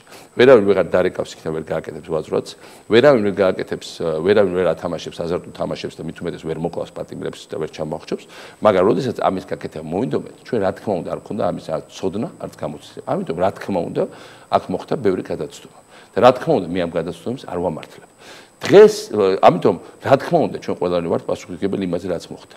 მაგრამ ერთი რაღაცა უნდა გვესმოდეს, რომ მთელი ეს დრო ჩვენ ვცდილობთ ხათუნა ყამახეძეს მქონდა ბევრი საუბარი ხათუნა ხშირად მოსულა და მე არ მჭირდებოდა მაგრამ უუშთანაც ბევრჯერ მქონია შეხვედრა ამ თემაზე ხათუნა ხშირად იძახოდა რომ პრობლემა გვაქვს ბევრი თანამშრომელი გაყარა ცდილობდა ჰუმანიზაციის ამ რაღაცის ახალ ციხეებს აშენებდა სინდა ესეთ სისტემას რაც ვერანაირი კარანტინები და ის ვერ იქნებოდა და სარდაფები იმიტომ რომ ეს მაინც ძველი სისტემა რაც ეხლა რაშიც ეს ბოროტება ხდებოდა და ცდილობდა რომ ამ სისტემის ჰუმანიზაცია მოიხდა. მეორე მხრივ ცდილობთ რომ ხალხი გაგვყარეთ ციხეებიდან, იმიტომ ფაქტია რომ ბრასლეტების სისტემა შემოვიღეთ, გახსოვთ, გზელვადიანი პაემნები შემოვიღეთ, ჰუმანიზაცია ყოფილიყო, ასე შემდეგ. ხა ჩემ ერთ ისტორიას მოგიყვებით, მაგალითად ნარკოტიკების, ხო? ჩემ მეგობარი ერთი ბავშვობის და ხშირად ჩამოდიოდა საქართველოში და ერთ-ერთი ბოლო შარშან ჩამოსვლაზე თქვა რომ წამოწდა ჩემი ძმაო 4 წელია ნარკობარიგა ზის ციხეშიო და მე ვთხარი ხა ესაც სულაც არ ნიშნავდა რომ ამას გავაკეთებდი, მაგრამ როგორ წესი თქო ჩემი მეგობრები, ვისაც ხვდები და ვისაც კარგი ურთიერთობები მაქვს, თხოვენ შეწყალებას თავის ოჯახის წევრებს და შეიძლება არც ერთხელ მიხსენებდა. თქვა რომ იცი, რთული საკითხია, რა თქმა უნდა, მინდა რომ ჩემი ძმა იყოს გარეთ თუ მაგრამ ციხეში არ არის ნარკოტიკები და ნახდად გადააგდო ნემსიო. ხა მე ნამდვილად არ მერჩიო ციხე არის გამოსასწორებელი დაწესებული ამ კუთხით, მაგრამ ფაქტია რომ ესეთი რაღაცეები სწორად ციხე იყო ძალადობის სწორად ესეთი რაღაცა სწორად გაკეთა. ამავე დროს იყო მართლა სადისტების ჯგუფი მოქმედებდა, როგორც ჩვენ ნახეთ, რომელიც საბოლოო ჯამში მივხვდნენ რომ ეს ვიდეოები უნდა გაიყიდათ და მიეყიდათ ძალიან სარფიარად იმისთვის, ვინც ამას გამოიყენებს პოლიტიკური მიზნებისთვის და საბოლოო ჯამში მოხდა ის რაც მოხდა. მინდა გითხრათ რომ ჩემთვის არ არის ახსნა და დამშვიდება ის რომ ამერიკაში ხდებოდა ეს ევროპაში და ჩვენ ვაშენებთ უკეთ სისტემას. ჩვენ მინდოდა რომ ყველაფერი უკეთეს ყოფილიყო. მაგრამ დღეს რასაც ვიღებთ ისევ სამწუხაროდ ის ჩვენაც ქონდა ის უნდა შეგვენარჩუნებია და დღეს უნდა წავსულიყავთ და იგივე ტუღუში არ უნდა გამოეშვათ იქიდან. ტუღუში არ იყო ჩვენი პოლიტიკური კადრი. ის იყო სახალხო დამცველი რომელიც გვაკრიტიკებდა, არ ყოფილა რაღაც ნაციონალ მოძრაობის არანაირი აქტივისტი პირიქით ყოველთვის დისტანციები. დაეტოვებიათ, იმიტომ რომ სწორი გეგმა ქონდა. დღეს ჩვენ ისევ მივიღეთ ქურდების დაბრუნება ციხის კონტროლზე, ეს აღიარა სხვა შორის ხელმძღვანელობა მიქა. დღეს მივიღეთ რომ პატიმრები ისე ვიღუპებიან გაურკვეველ ვითარებაში, როგორც ამ შემთხვევაში ადმინისტრაციას ვერავინ ვერ დანაშაულებს თუ შიგნით რაღაცა ხდება. დღეს ისე მივიღეთ აზარტულ თამაშებში, დღეს ისე დავიწყეთ ვაზრატების თემა, დღეს ისე ნარკოტიკები ძალიან დიდი რაოდენობით შევიდა ციხეში, დღეს ისე ციხე გახდა იგივე პრობლემის წყარო, როგორც იყო ჩემი იუსტიციის მინისტრი. არ იყო ძლიერი და სისტემა მაშინვე მარცხი განიცა და თუნდაც იმ კარგმა არა, სისტემა მიიღო სისტემა იდგა ძალადობაზე არა სისტემა იყო არა ძალადობაზე ნამდვილად ხოლოდ არ იდგა სისტემაში იყო ეს ელემენტი რომელიც იყო კატასტროფულად ცუდი მაგრამ ბევრი რაღაცა გაკეთდა და მოდით ნუ და ის რაც გაკეთდა ის უნდა შეგვენარჩუნებია ეს უნდა აღმოგვეპყრა რაც გააკეთა ტუღუშმა თუნდაც იმ ორ კვირაში სამ კვირაში ეს უნდა გაგრძელებულიყო იქ ვიღაცა საეჭვო ხალხი კი არ უნდა შეგვიყვანა უკან რომელიც თვითონ რამ კრიმინალურ კავშირები ქონდა და იმათვის ჩაგობარებია ციხის გასაღები ჩვენ პირიქით უნდა შეგვენარჩუნებია ტუღუშის დაწყებული საქმეები მიუხედავად ისა რომელი ვისი დანიშნული იყო და წავსულიყავით წინ. აი ეს არის როცა ვლაპარაკობ რომ რაღაცები უნდა შევინარჩუნოთ და წავიდეთ წინ და არა დავანგრიოთ ისიც რაც გაკეთა. ფაქტი იყო რომ საზოგადოებისთვის საფრთხის წყარო ციხე როგორც ესეთი გაქრა ციხის შიგნით იყო სერიოზული პრობლემა და ჩვენ ეს დავინახეთ და ალბათ უფრო ადრე უნდა მოიხდეთ რა თქმა უნდა ერთ-ერთ ყველაზე რასაც ვნანობთ რომ როცა ხათუნა არაერთხელ იყო აქ და თქვა რომ უფრო მეტი რეაგირება უჩნდება როცა არაერთხელ ვესაუბრებ პროკურორს ამის შესახებ უფრო მეტი რეაგირება უჩნდება უფრო მეტად უნდა ჩავრილიყო ალბათ მე უნდა მისულიყავ ციხეში და მე შეგვეწყვია ყველა საკანი თვითონ მით უმეტეს რომ ეს გამოცდილება ქონდა იუსტიციის მინისტრობის და მესმოდა ეს საქმე რა თქმა უნდა ეს რო გამეკეთებია უკეთეს იქნებოდა საქართველოს იქნებოდა უკეთეს ფორმაში ეხლა უკვე ხმების გლეჯო არის პარულ ვიდეო მასალებზე საუბრობთ და თქვით როდესაც პროკურატურამ გამოაქვეყნა ადამიანის პირადი ცხოვრების ამსახველი ვიდეოები მართლა ძალიან ცუდი ფაქტი იყო თუმცა უარესი და ან იგივე საშინელების ეს ვიდეოები ხომ გადაღებული ბოდიში ქარდავა არის დადანაშაულებული მე საერთოდ არ ვიცი ვინ არის ქარდავა მაგრამ მინდა გეტყვი მართლა არ ვიცი ვინ არის ქარდავა მაგრამ მინდა გითხრათ შემდეგი რაღაცა ერთი ფაქტი არ ყოფილა 8 წლის განმავლობაში რაც მე ვიყავ პრეზიდენტი და მთავრობის ხელმძღვანელი რომ ერთი ფაქტი დამისახელეთ რომ ვიღაცი ცხოვრების პირადი ცხოვრების ამსახველი ფაქტი, სასიყვარულო სცენები, სექსუალური სცენები რა. არა, ვინმე იყენებდა ამას უშიშ, აბერისთვის იღებდა. ბოდიში, როგორც კი ესეთი რაღაცა არის. ესე რუსეთში გვინახავს, ბელარუსში გვინახავს. ასლანაბაში ზოს მინახავს, მე მინახავს პირადად. ეს ყველაფერი ვარდება კარგად. ასე რომ მე ამ ძალიან კარგად ვიცი ეს. რას ამბობთ, რომ ეს ახალმოხელისუფლებამ გადაიღო, მაშინ ორი ის არის, ხო? რამდენიმე ფაქტი მოხდა უკვე. და მოდით მივყვეთ ფაქტებს. იაბარამიძის ამბავი, როცა დაადასტურა ახალმა შსს-ს, რომ მათ გააკეთეს. დაადასტურეს თვითონ აქტის მასალა. მათ გააკეთეს ეს მოსამართის თანაშემწე. ეს ვიდეოები, რომელიც სოფლიოს არც ერთ პროკურატურას, რუსეთში პუტინი აკეთებდა ესეთ რაღაცას, მაგრამ პროკურატურა არასოდეს აგდებდნენ სადღაცა ეს საროკა დატნენ და რაღაც ისულელები აქვს, მათ შორის ჩვენი საუბრების გამოქვეყნებიათ იქ აგდებდნენ ხოლმე, რომ ხალხს ენახა და ყველას ესმოდა, რომ რუსეთის სპეცსამსახურების გაკეთებულია, მაგრამ ესა. და რამდენი ფაქტი დაგვრჩა ხე. ვიბერაც ხოლმე. საკრებულოს ერთ-ერთი წევრი, ახალ ამბავს გეტყვით. არ მინდა თქვა რომელი. ერთ-ერთი წევრი, რომელიც მოულოდნელად წავიდა ნაციონალურ მოძრაობიდან. ახალი გადაღებული ვიდეო მისი მონაწილეობით. ეს იყო რაც მე ზუსტად ვიცი, მისი წასვლის თემა. რამდენიმე პარლამენტის წევრს იგივე რაღაც მიდე. მასო პრემიერ-მინისტრმა ისაუბრა ვიდეოებზე, პრემიერ-მინისტრმა ისაუბრა ვიდეოებზე, რომელსაც უღებდნენ. ძალიან რთული თემა არის. ეს არის რუსული ოლიგარქიული მეთოდები, რომლითაც ეხლა მე ჩვენ ხო ვიცით რომ ეს პრემიერ-მინისტრი სანამ შემოვიდა პოლიტიკაში, შემოსვლის წინ ხელში ქონდა უკვე ეს ვიდეოები. ეს ყველა მათ დაადასტურეს. ნაყიდი ქონდა უკვე. მას უკვე ქონდა ბილეთი, იცოდა რა რისი ჩვენება უნდა თუნდაც ამ მასკერით და ტელევიზიით ხელში ეჭირა უკვე. ეს რაზე მეტყველებს, რომ არის გამოყენება, ცდელობა და ეს ხო ძალიან პირადი რაღაცაა, ხო? არის უკვე ჩვენ ნათლად გვითხრეს, რომ ყველა ჩვენგანი არის სამიზნე პირადი სახის ინფორმაციის შეგროვების. ერთ-ერთ პარლამენტის წევრს ხოჭოს უთხრეს, არ მინდა გითხრათ რომელს, რომ გადაღებული ყავხართო ჩვენ ფრაქციის წევრს ქალბატონთან ერთად არამის მეუღლესთან, ამან ვაშკაც უთხა, აჩვენეთ ჩემ მეუღლესო, ეხლა მაინც დამიჯერებსო. არსად არ გადავალ. ეს მე გეყვებით, ჭორებს არ გიყვებით, მე გიყვებით რაც ზუსტად ვიცი. ასე რომ ესეთი რაღაცა წარმოადგენაც კი შეიძლება მე ვიყავი ამაზე ძალიან კაცად ვაკონტროლებდი. კითხეთ იგივე ვალო მერაბიში, სულ ახსენეთ რომ ვანო ღმერთმა თქვენ ამბობთ რომ ფარულ ჩანაწერებსაც ფასად აკონტროლებთ, ფარულ ჩანაწერებს ხო გესმოდა, აი მაგალითად გეტყვით მაგალითად რა შემთხვევა იყო. იყო ერთ-ერთი რუსული სპეცას აგენტურის რომელსაც უთვალთვალებდნენ, სრულიად ლეგიტიმურად ხო ჩვენ კოდ დაზვერვა. 2005-ში იყო თუ 2006-ში მოხდა ერთ-ერთი მათი ქალბატონის პირადი ცხოვრების ამსახველი ისე ჩვენთან ხელში. და მანო მითხრა რომ ესეთი რაღაცა რომ ყველაფერთან ერთად ჩაგვარდა ხელში ეს ნუ შემთხვევით იღებდნენ ოთახს და მოხდა რაღაცა. უთხრეთ დაუყოვნებლივ წაშალეთ. რუსეთის აგენტებზეც არ გვჭირდება ეს. დაუყოვნებლივ წაშალეთ. არ შეიძლება რომ ეს ჩვენთან ინახებდეს. თუ მე ამბობთ თავი მოძრებოდა და ეს ყველა მიცოდა. ერთი რაღაც იმიტომ და ამიტომ შევიტანე ხა ეს კანონი. ჩვენ დროს ამის აუცილებლობა არ იყო და ალბათ ადრე უნდა შეგვეტანო. კანონი აუცილებელია რომ არაფერი ისე ძვირი არ ხდეს როგორც ადამიანის პირადი ცხოვრების ხელშეუხებლობა. არც ერთი პოლიტიკა, არც ერთი მთავრობა ამის მეასედი არ ღირს რაც ეს.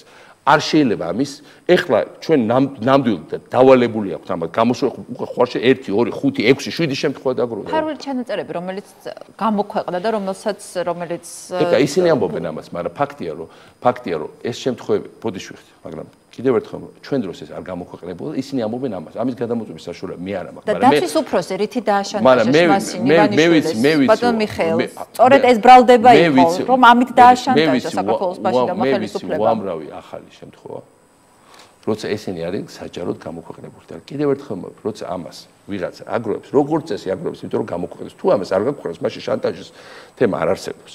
ესე იგი რახან არ გამოქვეყნებულა რახან ერთი შემთხვევა ეხლა ყველა მიწის დღეს უკვე იმდენი გამოქვეყნდა და იმდენი შეგროვდა გამოქვეყნდა უკვე რამდენიმე ხო ეხლა უკვე ყველა მიწის რომ ეს არის ნადირობის თემა ამიტომ კიდევ ერთხელ ეს არის ძალიან ცუდი რაღაც ეს არის სუფთა რუსული ოლიგარქიული რაღაც 90-იან წლებიდან ამ რუს ოლიგარქებს ხონდათ ბევრი ცუდი ჩვევა და მათ შორის ეს არის ძალიან ცუდი ჩვევა და მე არ მინდა რომ ეს ქართულ პოლიტიკაში გადმოვიდეს გიყვებით რაც არის ჩემი პირადი ემოცია მე ნამდვილად არ ვდებ თავს რომ ნამდვილად არ ვდებ თავს, რომ ჩვენი უსაფრთხოების ყველა თანამშრომლის ქმედებას ვაკონტროლებთ. ნამდვილად არ ვაკონტროლებთ და პირდაპირ და ნამდვილად ეხლა თქვენ შეიძლება ხო ხართ პასუხისმგებელი ვარ? კი და არა, იმიტომ არ ვაკონტროლებდი ყველას. მაგრამ ყოველდღიურად რომ ვუმეორებთ, რომ ეს 100-ია, რომ არ უნდა იყოს. ამაზე თავს დავდებ, იმიტომ რომ ჩემთვის ეს არის ყველაზე წმინდათა წმინდა. ერთი რაღაცა კი სხვა რაღაცები ხდებოდა და ბოროტებად შეიძლება და იმასაც ვნანობ, რომ ბევრი სატელეფონო საუბარი გამოქვეყნდა, მათ შორის სანქცირებულიც. მე მაჩი რომ არც სანქცირებული საუბრები არ უნდა გადასულიყო ტელევიზიით. მე მაჩი რომ ეს ხო ცუდი რაღაცა რაც კეთდებოდა. ეხლა უკანა რიცხვით რო ვიყურებ, რაც არ უნდა ბევრი რაღაცა თუნდაც ის საუბარი რომ ნინო ბურჯანაძე იძახეს რომ რუსები შემოიყვოთ, ესეც არ უნდა გამოგვექვეყნებია. იმიტომ რომ ვაჩვენდით საზოგადოებას, რომ გაჩნდა გაცდა რომ ყველას უსმენ, რაც რა თქმა უნდა არ იყო მართალი. მე მინდა დავასწრო რა თქმა უნდა ეს ღვილი იყო. რა თქმა უნდა კრიმინალთა ბრძოლა, მათ შორის უცხოელ სპეცსამსახურეთა ბრძოლა გადაიზარდა ამ მასშტაბურ განცდაში, რომ აი ყველას გვისმენ და ეს განცდა იყო ერთ-ერთი ყველაზე დიდი რამ, რამაც დაგვასარალა. მაგრამ დღეს მე მესმის ხალხში რა თამბობს, რომ აი დღეს ამოისმინე, როცა სათქმედი არაფერი არ არის გაკეთდა, ხო? შეიძლება მე ბევრს დავდივარ, მოვიარებ ათობით სოფელი ადგილი და ხალხს ველაპარაკები და ყოველ მიტინგების გარეშე, შეშემთხვევაში ტელეკამერების გარეშე, ეს არის ხალხი, ვინც ხშირად მაკრიტიკებს და ერთ-ერთი და ამბობს კარგსა და ცუცას. ნუ ბევრს კარგს იმედით ელოდებიან და კარგს და როცა ამბობენ ცუცს, კარგს ამბობენ, რომ აი ეხლა გაცაგოვეთ, რომ ხო არ გვისმენს. სამწუხაროდ მინდა გითხრათ, მე ეს ინფორმაცია მაქვს. 4.5-ჯერ მეტი ტელეფონია დღეს ჩართული, ვიდრე როდესაც ყოფილა ჩართული საქართველოს. სამწუხაროდ 100-ია. და ეხლა აი მაგალითად თელი თქვენ ალბათ არ იცით, ცოტა საიდუმლოს გეტყვით, თელი პარლამენტი, თელი პოლიტელი და გადართულია Viber-ის საუბარზე. Viber-ი არის ინტერნეტ პროგრამა. მათ შორის უმრავლესობის ყველა წევრი ლაპარაკობს დღეს Viber-ით. რატო? იმიტომ რომ ყველამ ვიცით რომ დავალება მიცემული არ მხოლოდ უმცირესობის წევრის მოსმენაზე, არამედ ასე უმრავლესობის განსაკუთრებით ზოგიერთი წევრის მოსმენაზე. ეს ყველა ვიცით. ეს აღარ არის ესეთი ხერმეტულად დახურული სისტემა, ამ ხრივ დემოკრატიაზე მოხდა ინფორმაცია გამოდის. Viber ჯერჯერობით ვერ ხსნიან და არის საშინელი დავა და ვიღაცები დაიჭირეს რომ რახან ვერ გახსნეს. ეხლა მიდის ფულის ჩაყარო ეს Viber როგორც გახსნა. ნუ Viber არ იქნება, მე მეორე სისტემა იქნება, მესამე სისტემა იქნება, ხალხი იხტუნაებს ამ სისტემას, მაგრამ უბედურება ისე რომ პოლიტიკოსები, ის ხალხი ვინც არის დამცველი დღეს საქართველოს უნდა იყოს დამცველი თავისუფლების, დღეს თვითონ იმდენად არ არის დარწმუნებულები და შეგიძლია გადაამოწოთ მართლა და ვიცაუბრούμε თითქმის ყველა ამ Viber-ით. Viber კიდევ ერთხელ ვიდეო ეს ინტერნეტ სისტემა. და არც ისე მოსახერხებელი. ბატონ მიხეილ, თქვენ ახსენეთ ძალიან ბევრჯერ ისაუბრეთ გირგულიანის რობაქიძის საქმეზე.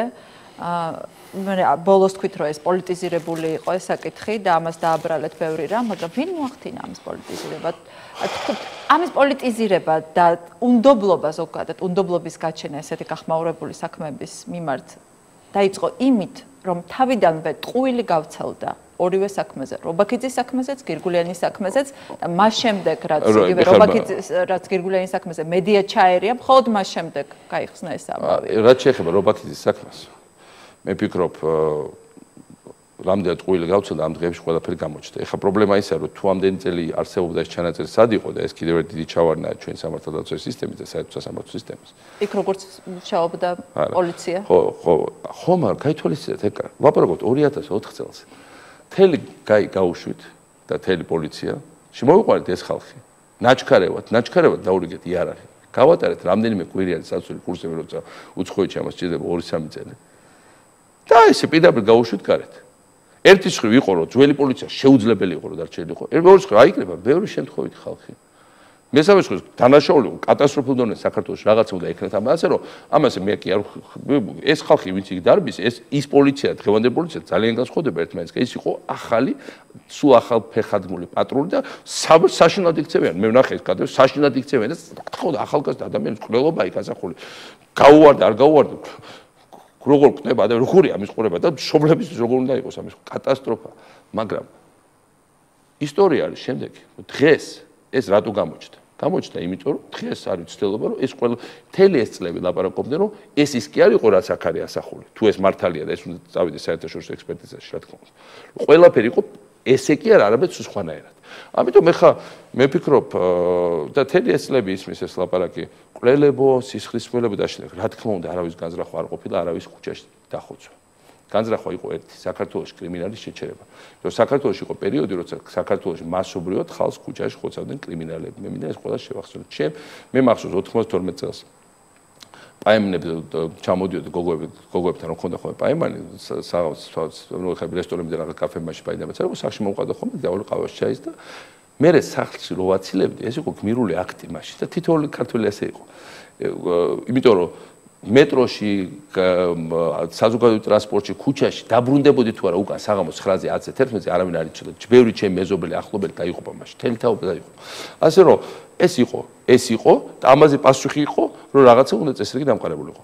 ეხლა ჩვენ რო ინგლისის პოლიცია არ აქვს და ამერიკის შეერთებული შტატების ეს ყველა კარგად ვიცოდით და ვერ შემოვიყვანთ იმას ვით ინგლისის და ამერიკა. ეს იყო ეს ხალხი რაც ყავდა, ეს ხალხი უნდა გაგოს და მოგვეცადება წლების განმავლობაში. თქვენ ხო ნახეთ რომ ბოლო წლებში ესეთი რაღაცები აღარ ხდებოდა. ეს ხდებოდა პირველ წლებში. როცა ეს შეტაკებების სროლები რაღაცები, როცა ეს იყო კიდევ ერთხელ ძალიან მომზადებელი მასალა. ამიტომ ხო, მაგრამ ამის მე მოხდა რაც შეეხება ხა, ამიტომ ვინც შეცდომა იყო თუ არა რომ თქვენ გირგულიანის ყველობაში დადანაშაულები ადამიანის შეიწყალეთ. აი ძალიან მოკლედ, იყო თუ არა თქვენი დიდი შეცდომა ეს? არ ვიცი, შეიძლება კი, შეიძლება არა, პირდაპირ გითხრათ, იმიტომ რომ იყო ამ დროისთვის გადაქცეულ დროშად უკვე ჯერ მე შემწომ მე შეგახსენოთ, სამხედრო ამნისტია შეეხო, სამხედრო ამნისტია შეეხო. და მაგრამ ახლა ეს იყო ძიმე შემთხვევა, ჩემთვის პირად ძალიან ძიმე შემთხვევა, რომ უდანაშაულო ადამიანი გამოვიდა სახლიდან, წავიდა საღამოს, ზუსტად იგივე ისტორია ხდება 92 წელს ამ შემთხვევაში ყრელები აღმოჩნდა არა ვიღაც კრიმინალები, არამედ პოლიციის თანამშრომლები, კი, რომელიც სხვადასხვა რამდენიმე დღეში დააკავა ისე იგივე პოლიციამი და შეგახსენოთ, მაგრამ აქ არის სიტუაცია შემდეგი, რომ რა თქმა უნდა, შემდეგ ამას ეს გადაიქცა ერთი კონკრეტული თემის, პოლიტიკური თემის დროშად. შეწყალება და ეს მომძლავრა ეს დროშის და მე გახდა ამნისტია. სამწუხაროდ, ამიტომ პოლიტიკური ამნისტიები არ შეიძლება. დღეს პოლიტიკური ამნისტია, მაშინ პოლიტიკური ამნისტიამ გამოუშვა რამდენიმე კაცი და დღეს პოლიტიკური ამნისტიამ გამოუშვა უშვებს საბოლოო ჯამში 12000 ადამიანს. 12000 ადამიანი რამდენია მკვლელი, რამდენია მძარცველი, რამდენია გამოუპატიურებელი, რამდენია ბევრი ადამიანის გამომოუპატრებული. ამიტომ ეხლაც პოლიტიკური ამნისტია და მაშინაც პოლიტიკური ამნისტია იყო. მაშინ მე ვუტყვი, თქვათ იყო შეცდომა და ვაღიარებ თუ შეიძლება იყოს შეცდომა. მაშინ თქვენ რაღაცა იმეორებთ. ჩვენ დავუშვით შეცდომა თქვათ 5 კაცზე, თქვენ იმეორებთ შეცდომას 12000 ადამიანზე, იგივე ეს. ამიტომ მოდით ვისწავლოთ რა იმ შეცდომებიდან რომელიც იყო. და მოდით, გავაკეთეთ, ერთი და იგივე ციკლზე, ჩავეხოვით, რომ ყველა ჯერზე უნდა დავიწყოთ თავიდან. გავაგრძელოთ ხვის შეცდომებზე, ვისწავლოთ, ჩვენ უღა გავიმეორებთ, გავაგრძელოთ ქვეყნის სვლა და არა დავაბრუნდეთ უკან იქა, საიდანაც უნდა დავიწყეთ მაშინ. ბატონ მიხეილ, თქვენ ერთხელ თქვით, რომ ოპოზიციაში რო იყოთ, თავრობას, შემთხვევაში თქვენ თავრობას სამ თვეში ჩამოაგდებთ, ესეთი ინტერვიუ იყო New York Times-ში.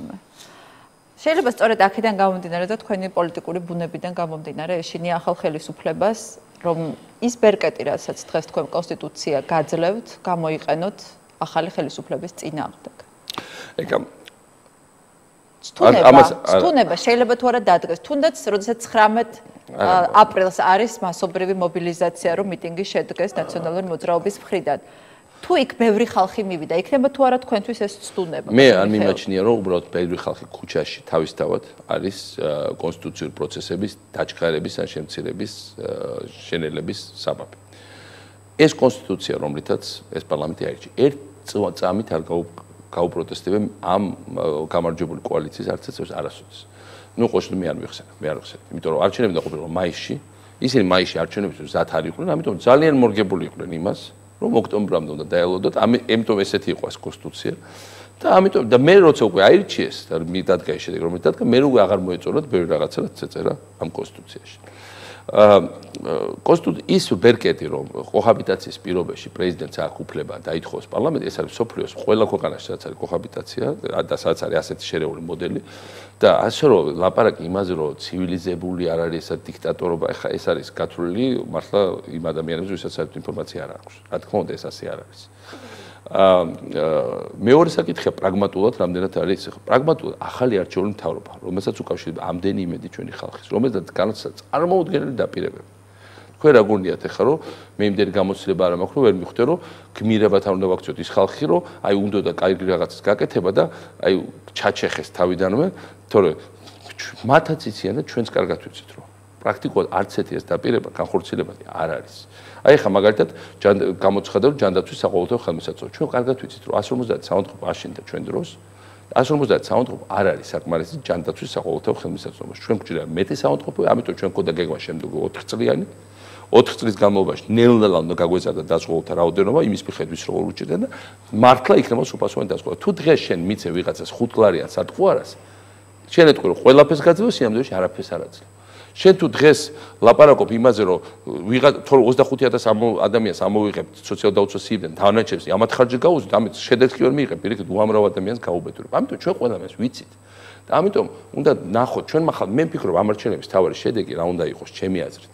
იყოს რომ ჩვენი ხალხი მიხვდეს, რომ უფასოდ არავინ არ გაჭმევს ლამაზ თვალების გულისთვის, არავინ თვალ არ ჩაგიკრავს და უნდა ეს რა ქვია და უნდა იშრომო. ეს არის თავარი დავა, რომელიც ჯერ ილია ჭავჭავაძეს ჰქონდა სოციალ-დემოკრატებს. ილია ჭავჭავაძე რომ ჩვენ ვიშრომოთ, ილია ჭავჭავაძე უნდა ბანკის კრედიტი უნდა გადაიხადოთ ძმებო, როგორ მაჩაბელთან მაგიტომ მოვიდა ჩხუბი. მაჩაბელი უნდა ძმაკაცი არ ახარ ჩემი რა ბანკის კრედიტს უთხელი ძმაკაცობა ერთია, მაგრამ ბანკის კრედიტს თუ იღებ პასუხისგებლობაც უნდა იყოს. მე სოციალ-დემოკრატები უთხეს რომ ილიას გლეხები აუჯანყდეს, რომ შრომას თხოვდა, ხო? უთხეს რომ არ კიდე შრომა გლეხებო. ილია არის სისხლის სმელი, ილია არის მევახშე. ილია არის საზიზღარი, ჩვენ ვართ ერი, რომელიც ილია ჭავჭავაძე მოკლა, ერი რა ის ერთმა ნაწილმა. ჩვენ ვართ ერი, რომელიც ერთმა ნაწილმა ივანე ჯავახიშვილი, რომელიც საკუთარი ხელით შექმნა სახელმწიფო უნივერსიტეტი, გამოაგდო უნივერსიტეტიდან და პრაქტიკულად შინაპატიმრობაში აღმოხატა სული. ასე რომ ეს გამოცდილებები გვაქვს. რაც შეეხება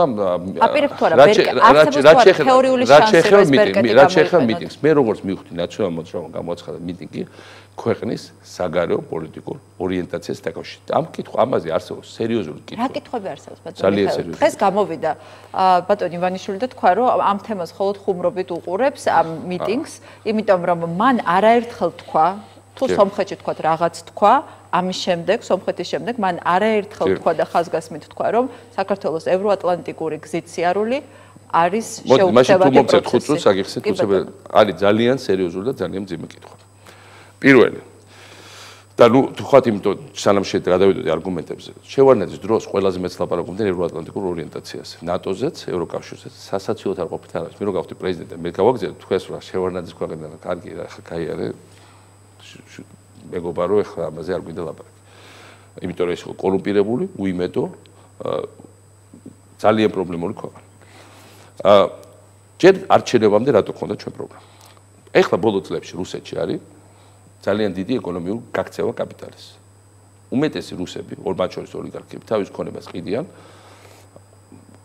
ორჯერ ნაკლებ ფასში, სამჯერ ნაკლებ ფასში, რომ ოღონდ რუსეთიდან გამოიტანონ ფული. რუსეთისვე მონაცემები დაფიქსირდა მხოლოდ ორი მომგებიანი გარიგება ბოლო 2 წელიწადში. ერთი როცა აბრამოვიჩმა გაყიდა თავისი ქონება, იმაზე მეტფასად ვიდრე ღირსდა ეს არის აბრამოვიჩი პირადი მოლარე პუტინის და მეორე ჩვენმა პრემიერ-მინისტრმა გაყიდა თავის ქონება 30-50% სხვადასხვა მეტფასად ვიდრე ის ღირს და მიიღო დამატებით 2 მილიარდი. ეს ახლა მოდი მე რუსებს ვიცნობ კარგად. შეგვიძლია თქვა რომ რუსები შეიძლება მოატყო თვალები ჩაუკრა, კონიაკები ჩაუდა მოატყო. არ არიან ეგეთი მიამიტები და ეგეთი სულელები. ლამაზი თვალების გულისთვის ამას არ აკეთებ. კარგი, ნუ ეს სუბიექტური მომენტი. ეხლა ნახოთ ობიექტურად რა. ობიექტურად ხდება. პირველი რას ნიშნავს რუსების დაბრუნება საქართველოს? ეს არის ის დეკლარაცია კი არა ჩვენ ევროკავშირიდან. პირველ რიგში რუსებისთვის ბერკეტების მიცემა. პირველი ბერკეტი.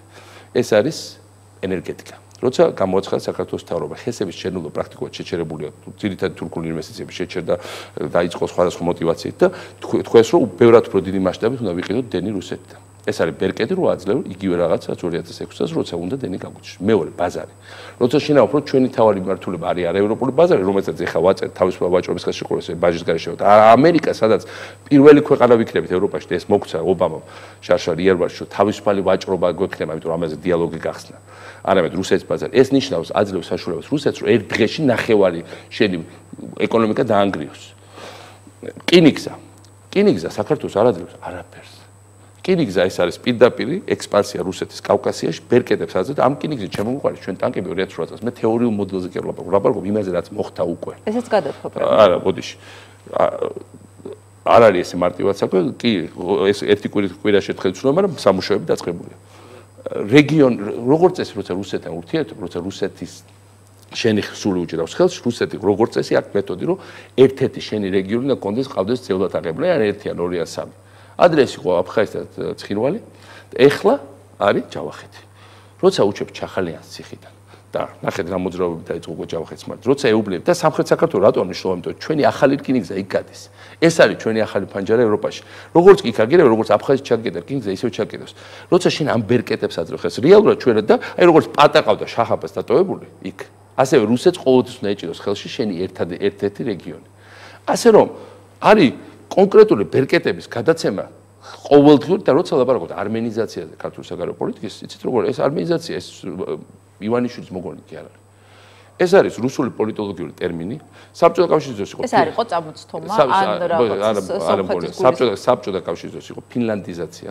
ესე იგი ეუბნებოდი რომ თქვენ არ დასავლეთთან იქნებით, ჩვენთან იქნებით და ესე პასიკივი კეკონენის კურსი იყო ესე ცნობილი და რომელიც სხვა შორის კგბ-ს აგენტები აღმოჩნდნენ. მე როგორც გაირკვა, მათ შემდეგ რაც ფინლანდმა მანერგეიმის მართლადმირულად იომა, მე მოვიდნენ ჩამბარებლები, კგბ-ს აგენტები, რომელთაც პირდაპირ რუსეთის დაკვეთით ფინეთს საერთოდ მრავალი ათწლეულის განმავლობაში დაუკარგეს ჩიხში შეიყვანეს დაუკარგეს განვითარების პერსპექტივა.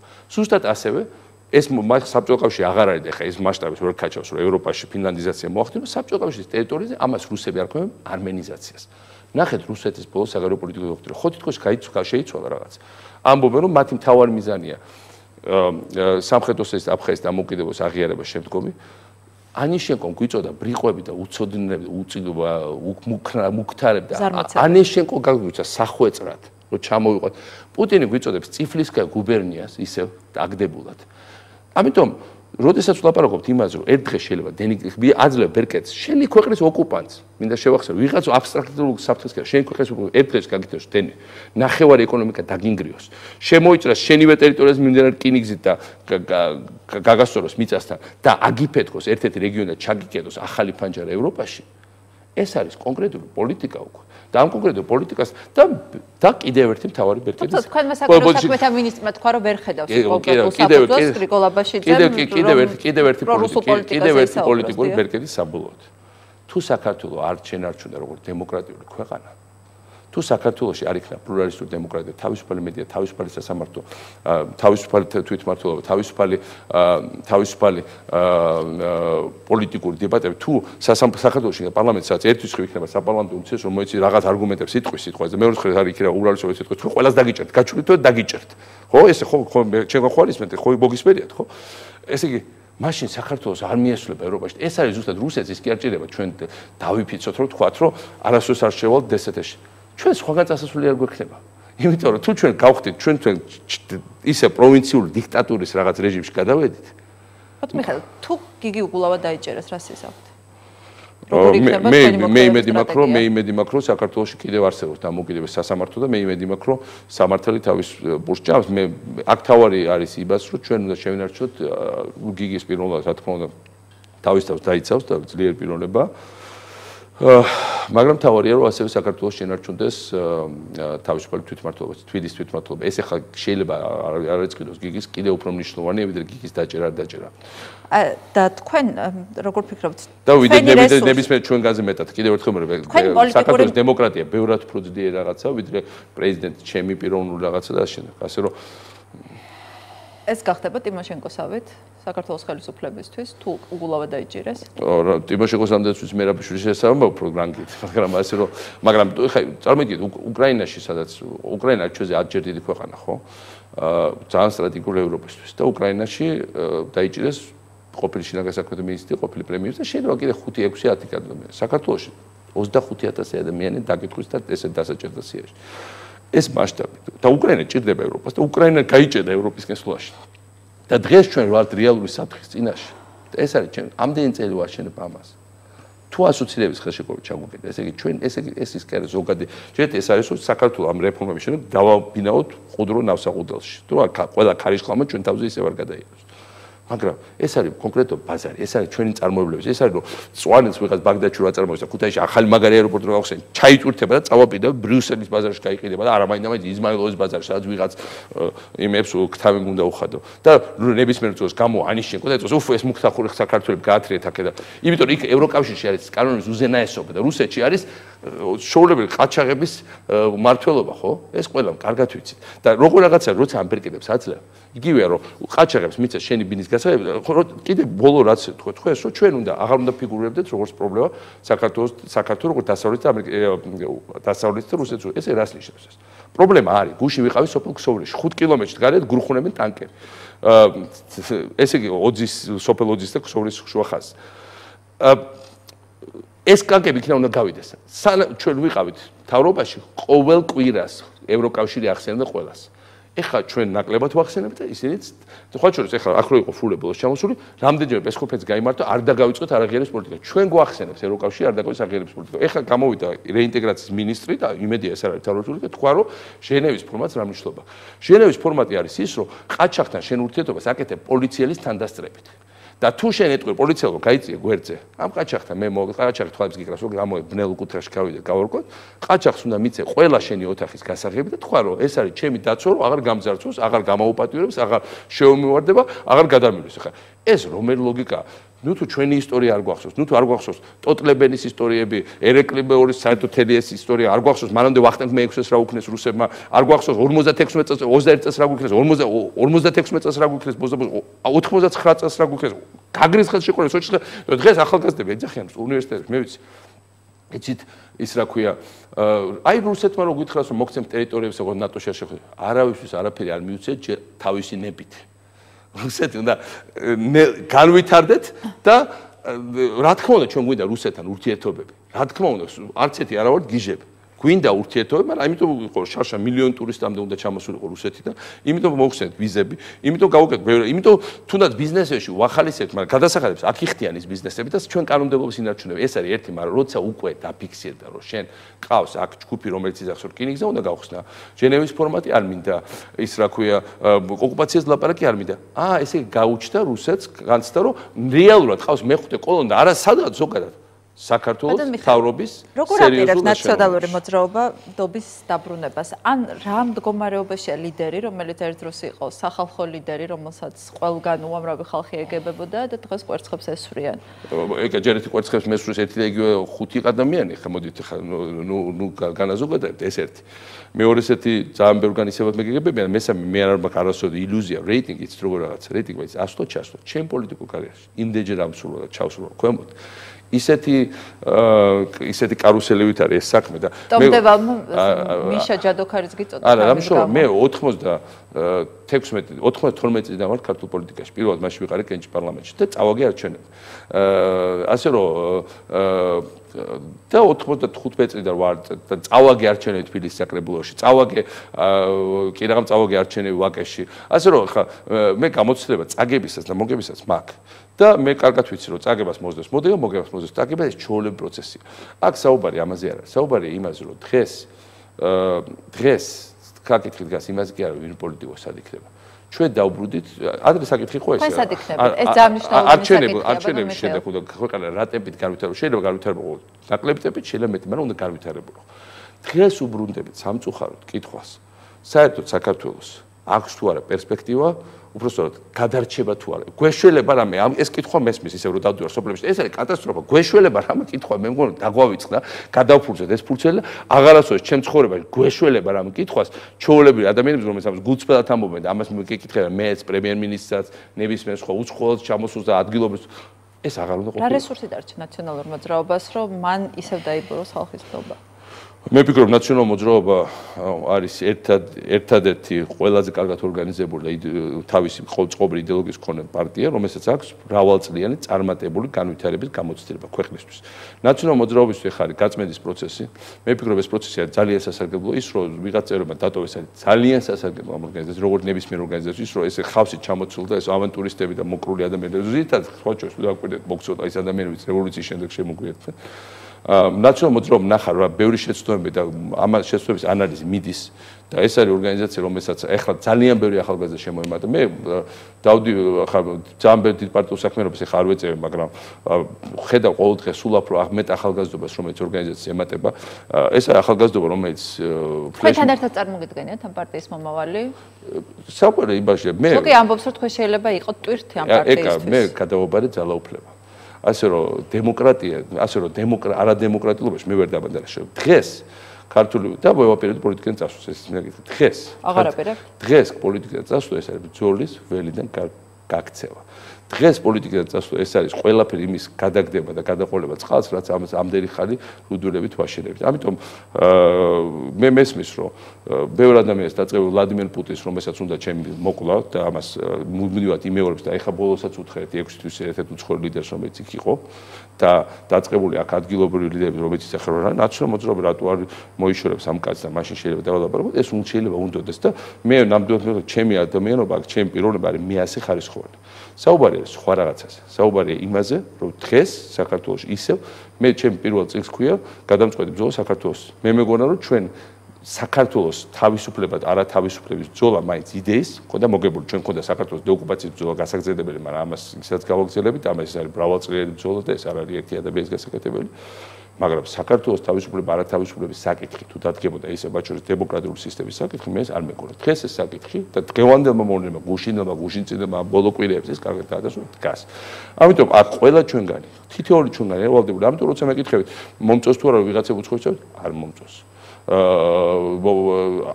შეიძლება ვიღაცას აიძულეს, ვიღაც დააშინეს, ვიღაცას აქ გაუსაძ რამშოვა ეს არის ჩვენი ქვეყანა, ჩვენ ქვეყანას ვერ მოიკიდებ თან და ვერცად ვერ წაიღებ. ეს არის ჩვენი ქვეყანა. ბერკეტს თუ დართვავთ თავრობის დათხოვნის საკონსტიტუციო ცვლილებას საბოლოო ჯამში დაეთანხმებით თუ არა? ჩვენ შევთავაზეთ პრაქტიკულად თლიანად ამოქმედება ახალი კონსტიტუციის, რომელიც მოგცემდა საშუალებას ერთხელ სამუდამოდ ეს ბერკეტიც მოგვეხსნა. და კონსტიტუციის დაგვენებებია თავი. იმიტომ რომ ეხლა დღეს რაზეა საუბარი? დღეს საუბარია ასე რომ პრეზიდენტის პირდაპირ არჩევნების გაუქმება უნდათ და ამას მუდმივად ეთამაშები ამ თემას. დღეს არის საუბარი იმაზე, რომ ქუთაისიდან პარლამენტის გადმოტანა უნდა და ეს ჩემთვის არის საქართველოს რეგიონალიზაციის თემა, რომ არ წყდებოდეს ყველაფერი ერთ ქუჩაზე თბილისში და ხალხს დაუბრუნოთ პოლიტიკა, მათ შორის თბილისში მცხოვრებ ხალხს და არა უბრალოდ ერთ კვარტალში მცხოვრებ ხალხს, ერთ ქუჩაზე მცხოვრებ ხალხს, ერთი და იგივე ხალხს და თან დაბრუნდა ის ხალხი, ვინც 90-იან წლების დასაწყისიდან რითვერ მოშორდა პოლიტიკას მაინც ეს მნიშვნელოვანი გვესმოდეს. ამიტომ დღეს არის საუბარი იმაზე, რომ ჩვენ შევძლოთ თავარი კონსტიტუციური ღერძის შენარჩუნება და თუ ამაში იცვლება ის რომ მათ რაღაც აშინებს და პრემიერ-მინისტრს უნდა 7 ძილი, იმიტომ რომ მას გონია რომ ჩვენ მე მაშინებს ის რომ რეალურად ქვეყანაში შეჭრა დიდი მშენებლობა, მე მაშინებს ის რომ ქვეყანა საგარეო პოლიტიკა მაინც გამოიყენებთ თუ არა ბატონ მიხეილ კაპიო პასუხი ამაზე კიდევ რომ კაპიო თუ პრემიერ-მინისტრი მზად არის გამოყენებთ რა ვაპირებ ეს ნათქვამი მაქვს მაგრამ ვინაიდან არ მენდობა თქვი რომ თუ მას ეს აშინებს მე მინდა რომ საკონსტიტუციურ სტაბილურობა შევინარჩუნოთ. კონსტიტუციური სტაბილურობის შენარჩუნება ნიშნავს იმას, რომ ყველაფერი დანარჩენ ნაწილებს კონსტიტუციის დაანებონ თავი. მოდით ერთხელ მაინც არ დავიწყოთ ყველაფერს ხელახლა ჩხრეკვა და გაუბედურება და დავტოვოთ ხელუხლება. და რა თქმა უნდა ეს ასევე გულისხმობს, არავინ არ ითხოვს კიდევ ერთხელ მე იმას რომ მე დამანებო მე არ მეშინია კიდევ ერთხელ რომ ვლადიმერ პუტინმა მომისაჯა სიკვდილი. რა თქმა უნდა მეშინოდეს იმის ვიღაცის კბილაშვილის სიკვდილი მომისაჯა საჯაროდ სარკოზის უთხა ტელევიზიით თქვა და ჯერჯერობით უკან არ დაუხევია და ჯერჯერობით მრავალი ადამიანის მოკლა მას მიეწერება რომ განახორციელა ხარ თავს სასამართლო არ ვარ ხო იუშენკოს სახელს მეყოფა რომ მახსოვს ასე რომ ეს კაცი ვემუქრებათ ამიტომ არავინ არ ითხოვს ჩემთვის პირად ხელშეუხებლობას და მე ისიც უთხარ შეგიძლიათ დაცვის სამსახურით წაიღოთ როგორც ითხოვენ წაიღონ და არ არის ეს ჩვენවත් გადავადგილდებით იმიტომ რომ ადამიანი არ არის იდეა ადამიანზე მეტია და ყველანი არავინ არ ვართ ამ მიწას გამოკერებული. არავინ არ ითხოვდა არც უნდა გიგიშვი არც ყველა ერთად რას ითხოვდა და არავინ არ ითხოვდა ამნისტიას. ამნისტია სიტყვა არის შეურაცხყოფენ და ამნისტია ნიშნავს რომ ვიღაცებ დაიდირა დარაშაული მით უმეტეს თელმა ორგანიზაციამ და ეხლა ვიღაცებ მიუტევოს.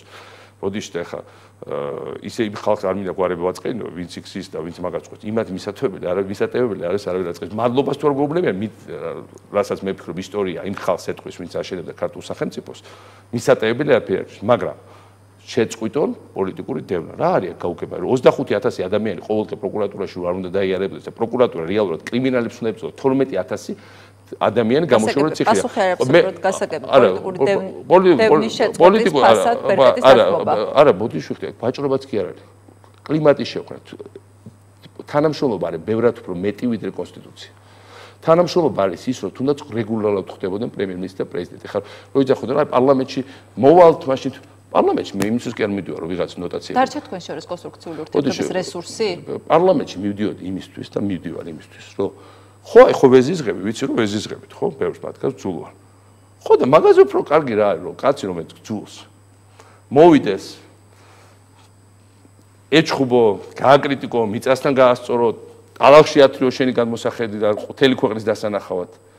შეიძლება მეც მოვეთყოდე ჩემ არგუმენტებს, მე ამას არ გავაკეთებდი და არავისად დავმცირდა, მაგრამ მე შვიდად ვეთყო ჩემ არგუმენტებს, ისინი ყველაფერი ამას გააკეთებდნენ, ბოლოს სიტყვას თვითონ იტყოდან, მეც რაღაცას უპასუხებდი მანამდე და იქნებოდა დიალოგი. თუ დიალოგი არ არის, დიალოგის ალტერნატივა არის ცემატყება და ცემატყების გაგრძელება რაც არის ჩვენ 90-იან წლებში კარგად ახლა ჩვენ კოკაში. ამიტომ დიალოგი ხდება ესე და დიალოგი არ არის როცა ერთხელ შენ ელაპარაკო პოლიტიკური არგუმენტებით სიტყვაზე ვიღაც სერგო და იქ რა ქვია ზურა ჯაფარიძე და გიორგი ვაშაძე და დავით საყვარელიძე ლაპარაკობენ პოლიტიკური არგუმენტებით და მეორე ხარეს იქნება გადმოდგება და თქვენ სხვა შორის თქვენ ყველანი ხართ დასაჭერები. თქვენ ხართ სისხლისმელები, თქვენ ხართ კვლელები, თქვენ ხართ არაკაცები. ეს არის პოლიტიკური დებატები. ამიტომ ეს არის ჩვენი ქვეყანა ერთიანი, ეს არის ჩვენი დემოკრატია. ამიტომ ჩვენ შეიძლება არ გვიყვარდეს ერთმანეთმა, უნდა მოვუსწროთ. ამიტომ ჩვენთვის პოლიტიკური დიალოგის რესურსი არის ყოველთვის განუზომად ბოლო წვეთამდე, სიცოცხლის ბოლო წუთამდე. იმიტომ რომ სხვა ალტერნატივა არის 90-იან წლების წყდიაჩი, კორუფციაში, უბედურებაში და სისხლში ჩახშობილი საქართველო.